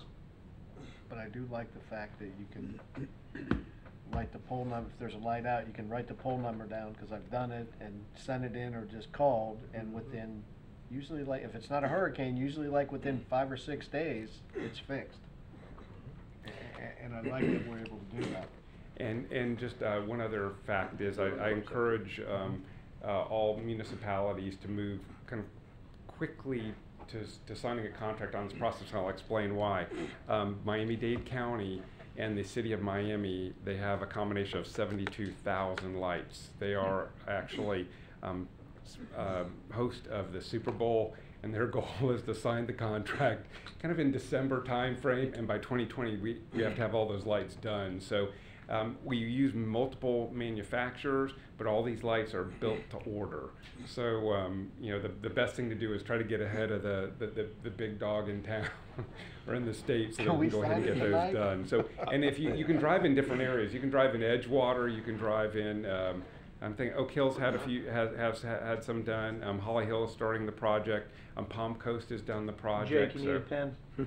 I thought if the paper's in front of me, I'll sign it. Larry, you think it would help if we hosted the Super Bowl, maybe? I don't know. Might get it a little Bobby, how many faster. people can we sit out there again? I hope you guys can get a deal done with the state, because I was really excited seeing this. The thought of driving down Dunlawton with it and seeing that not on the list. We're working on that also, and with the county roads too. All of our major roads, none of them were on that list. Thank you. Thanks, Larry. Thank you very much. Larry, the person that takes over for you, we're going to need their cell phone number for storm events, so we can call them and say, hey, we got an issue, rather than trying to get a hold Or of just somebody. call Larry and Larry can call them. Yeah, we can do that too. But either way, yeah, we'll need those cell phone numbers. You know, and I'll be doing those introductions. In fact, I left the house this morning at 4:30 in the morning to drive down to West Palm Beach to interview a few other individuals. So we're going through that hiring process, and I want to definitely make sure that, you know, they're introduced and that you have their contact numbers. Perfect. When's your final date, Larry? Roughly? Yeah, December probably 21st. Okay. Okay. So still have some Wow. time. Well, congratulations, job. and, Yep. and Yes. thank you very much Thank you. for all the help and the partnerships you've had with us. And whenever we need these kind of briefings and stuff, you've always been great about coming in person. Well, it is really it is an honor and a privilege to serve the community and to serve the city of Port Orange. It's bittersweet because I really enjoy the job, but to have the next adventure in life, you sometimes have to leave the adventure. Yep. I hope your replacement can come to a meeting sometime. Yeah. We Absolutely. know of all that we've been your favorite, so. There we go. Thanks, Larry. Thank you, Larry. Congratulations on retirement. Anyone else like to speak to this before we move on to item 10? There being none, item 10, discussion regarding resolution electing to use the uniform method of collecting non-ad valorem special assessments. Mr. Alan Rosen. Down to the home stretch. Alan Rosen, Assistant City Manager. You don't pull this up yet. Thanks. He wants the camera on him for a little while. Yeah. Gotta have my 15 minutes of fame. Can you start the timer? This better not. I was going to say, this better not take 15 minutes. Well, look, we all need to get home to either watch the World Series or get a ticket before the drawing, so try not to Yeah, make so this that's too bold. long. So, as you all know, council elections are coming up, and of course, on that ballot is Amendment 1, which we have analyzed to have an impact to the city of Port Orange of about $1 million in lost revenue. A recent poll that I found has that passing at 60%, which I believe is the minimum to pass for a change to the state constitution, and 12% undecided. So either way it swings, it has a very good chance of passing. So what does that mean for us? And we've talked about this in the past, that we need creative ways and ideas to make sure to balance the budget coming in FY20, regardless of what we do. One of those creative ways we've kind of discussed a little bit before is fire service fee. Not going to get into the details of all that tonight because that's a little bit complex and we're not there yet. However, there is a long lead time by state law to be able to keep this option open. So instead of the state cutting off our feet to be able to run to the finish line, which is our problem, we need to preserve our opportunity to at least determine whether or not this is something we want to do. And if we want to do that, we need to act very soon. One of the longest lead times is preserving the collection methods that we have available to us under state law. Two of the main methods are utility bill and tax bill. The longer of the lead times is the tax bill, and you can go ahead and pull it up. Thank you. So before you, and I wasn't able to send this to you, I kind of searched and found this, but I gave it to Robin for public record. It shows you kind of the pros and cons of the tax bill versus utility bill, but in short, your tax bill has the highest rate of collection, which is between 95 and 98%. It's one bill that we work with the property appraiser, tax collector, DOR to send out once a year. The utility bill is another option. However, that puts a lot more stress and strain on staff as we have to do that every month and make sure that those calculations are correct. It also has a much lower rate of collections, and it puts us at a disadvantage when bringing in that money. Utility bill, we don't have as long as a lead time, but again, it makes the collection process a little bit harder. Okay, and you can pull that off, please. Thank you. I promise you only had 2 slides, and I do. So that being the case, where did my other one go? Here. The timeline to do that, you can go ahead and pull this. Thank you. Yeah. So the state law, as I said before, the state law kind of gives you your timeline, if you will, to be able to preserve this method. And nothing that we're doing today, nothing that we would do by this resolution would put the city in a position where they would have to collect a tax, impose a tax, or anything. All it does is preserve this method of being able to collect it if we decide we want to. We don't even have to use this method. Maintains the option, though. It keeps, yeah, if you don't do anything, it removes this option from the table, Okay. and you don't even have the option, regardless of whether you decide to impose the fee or not, regardless of whether you decide to use the utility bill or not. So the reason we're coming to you tonight is because we kind of have a timeline where we have to provide this information to the property appraiser, the tax collector, and the Department of Revenue by January 10th of next year if we plan to do this. In order to do that, we have to adopt the resolution before December 31st. In order to do that, we have to publish the resolution, the hearing for the resolution, 4 weeks in a row in a newspaper before we have this hearing. So that puts us back to the beginning of November to start publishing this information. So, and I'll get to the question in a minute, but we wanted to come to you beforehand for the direction to see if we're okay with going ahead to preserve this method of collection. You can go ahead and take it. Thank you.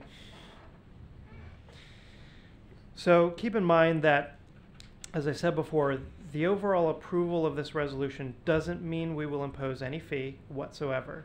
It only preserves our ability to use the tax bill to collect if we decide to go forward. It also doesn't mean that we have to use the tax bill. Just preserves the method for us to move in that direction if we so choose. With the election so close, it behooves us to continue exploring options, whether or not we move in this direction. But I feel like this allows us under state law to not let the state cut our feet off despite where we want to go, and then make that decision later on. And then also to bring up, a little bit of the past, we actually did this in 1997. Council at that time approved this, I wouldn't say exact resolution, but a resolution to preserve this method in 1997, and council did not decide to collect the fee at that time. But they did decide to preserve this method just in case they decided to move in that direction.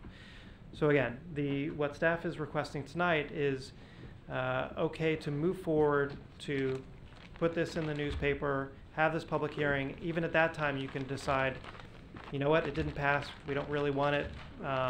You can stop and not go any farther. Or yes, go ahead and preserve this method, let's continue to talk about it. Either way, if you decide to talk about it later on, the actual discussion about whether or not we want to collect and how much and how that works would be in the spring of 2019. I think that it certainly serves us to keep our options box open, because we don't know what Amendment 1's going to do or not do. I mean, we've all got a pretty good feeling about it. But I think what we all got to keep in mind is when we get into these discussions, these are not decisions to be made tonight, but we have Amendment 1, which basically creates winners and losers. Some people would pay less, some people would have to pay more because of it. And this is a situation of equity. Bob said it many times, and I wholeheartedly agree, anything we do with this has to be neutral. But it does spread it across all of the users in a non-ad valorem fashion. So there are about 1,000 properties in this city that pay no taxes at all. So they're in that regard, that means the people who are paying taxes are paying to help provide services for those that do not. This is another one of those equity pieces, and if we keep it neutral, I personally know that there is a lower collection rate on when you do it through a utilities bill, and I know that that is a negative, but when you have somebody who's not been used to paying any taxes at all, and all of a sudden you hit them with $50, $60, $70, and they're in a low income situation, if you're hitting them with $3 a month on a water bill, just keep it in mind. Whatever we decide to do or not do, there are advantages and disadvantages to each. I certainly don't want to move forward unless we're doing something to countermand the effects on Amendment 1, and it certainly has to be revenue neutral. That's my 10 cents. Anybody else? I'm done talking. Sorry. What'd you say? Yeah, I just think we need to move forward and maintain the option to do it, because if we don't, we lose the option, and so the option has to be there in case, you know, we decide as a whole to do it. So yeah, I think we need to go ahead and make the notification and do it, and just see what, you know, see how we progress through into 2020, 2019 and 2020. Council comments or questions? My only concern is this could easily be misinterpreted by some people saying, I'm voting to reduce taxes, and the council, as soon as it hears that, says, we'll get you back with taxes, we'll just do it a different way. So I'm just concerned about that. It would appear that we're basically sending a message to the public. If you vote for a tax decrease, we're just not going to listen to you. We're going to find another way around it. That's the only problem I have with it. I'm willing to support it only with my understanding that it's revenue neutral, that we're simply moving money off of property taxes and onto a fee. Not that we're increasing how much we're getting, we're simply moving it around. And as I said in the past, fee structures to some extent are fairer because everyone gets to pay for it. The only negative about a fee is they're not deductible from your state income tax, your federal income tax. So I'd like to add the caveat that it's not something that would be raised at any point, because at some point it would not be revenue neutral. We'll be gaining more at some point. Just like property taxes. No, because this is a fee. We're looking at how much we're going to lose. We want to replace that amount. That should be the same every year. Now, the cost of the service is going to go up over time. But we're not doing this because of cost of service. We're doing this because an amount that we're losing, we're looking to replace a certain amount of money. Because some people may get a tax cut at the expense of others. and what that's gonna do to the $987,000 hole it's gonna punch in our budget. Yeah, because what I'm saying is, you know, if we're losing, easy math, $1 million, we bring in this fee to replace $1 million. I don't want 3 years down the road. Well, That's what we can bring in That's 1.2 not million what that with fee's it. gonna do. That fee is gonna remove basically the fire department budget, replace it with a fire fee. If I'm. You're not gonna remove the entire fire department budget, Well, 'cause so- you can't, so there are a lot we- of legal, But it would be through the. We'll have the- another workshop where a consultant will come in and Yeah. explain all that stuff to Oh, you. okay. There's a lot of ways to carve it, but Yeah. but we'll show you, and Tracy's good at this, Okay. at pulling that money out, putting it back in, Okay. and showing you the difference every year, because that you know, you guys are kind of hitting the nail on the head here. That $1 million this year might be more in the out years, as that homestead exemption is for the same amount of money, but as your house increases, you're gonna end up paying more taxes, or we raise the millage. There's many ways to get that money above and beyond that $1 million. And this issue tonight is separate from us Oh. and how we manage our costs. Your That's yeah, all. your consensus tonight allows me to do those 4 publishings before the public hearing on December 4th. That's what Anybody it was. opposed to that? No. No? Okay. Anybody here like to speak to it? There being none? Alan, thank you for the strangely short PowerPoint from you. Jake, you got anything else for us tonight? A quick one, sir. As you know, the Panhandle took a pretty big hit. We have some firefighters that went up to Gary, to Jackson County, Mariana, Florida. Stayed in the Chipola Hotel / Community College. They came home last Sunday, and our second group went up to relieve them. And they're going to be up there for 7 to 10 days. And as it stands now, I think we're going to wrap up at that time with that group at least. Carol Russer from Florida League of Cities sent everybody an email today, basically asking for a data call, asking for members to indicate their willingness to provide resources for short-term recovery efforts. So they're not asking for firefighters, they're asking for administrative office assistants to ensure continuity of government, that's how bad it is up there, financial staff to assess with FEMA documentation, building inspectors to assess and estimate damage for FEMA reporting, labor to assist with cleanup and road repairs, and water and sewer staff. As well as hardware, office technology to include computers, phones, maintenance equipment, including trucks, lifts, bulldozers, etc.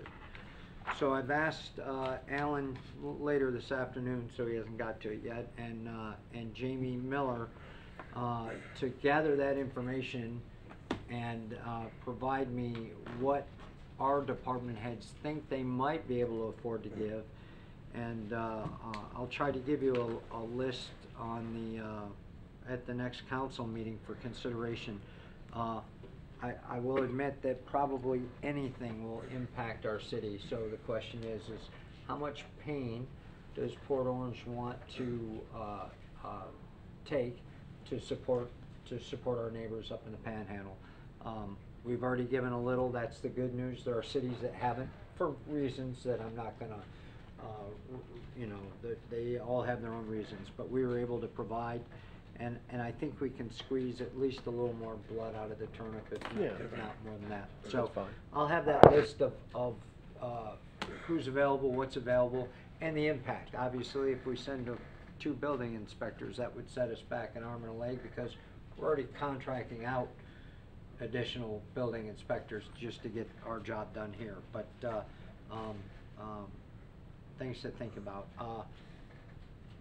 By the way, anything that we send may or may not be reimbursable. So those are decisions that we're going to have to come up with. Let us know, please. I will, sure will.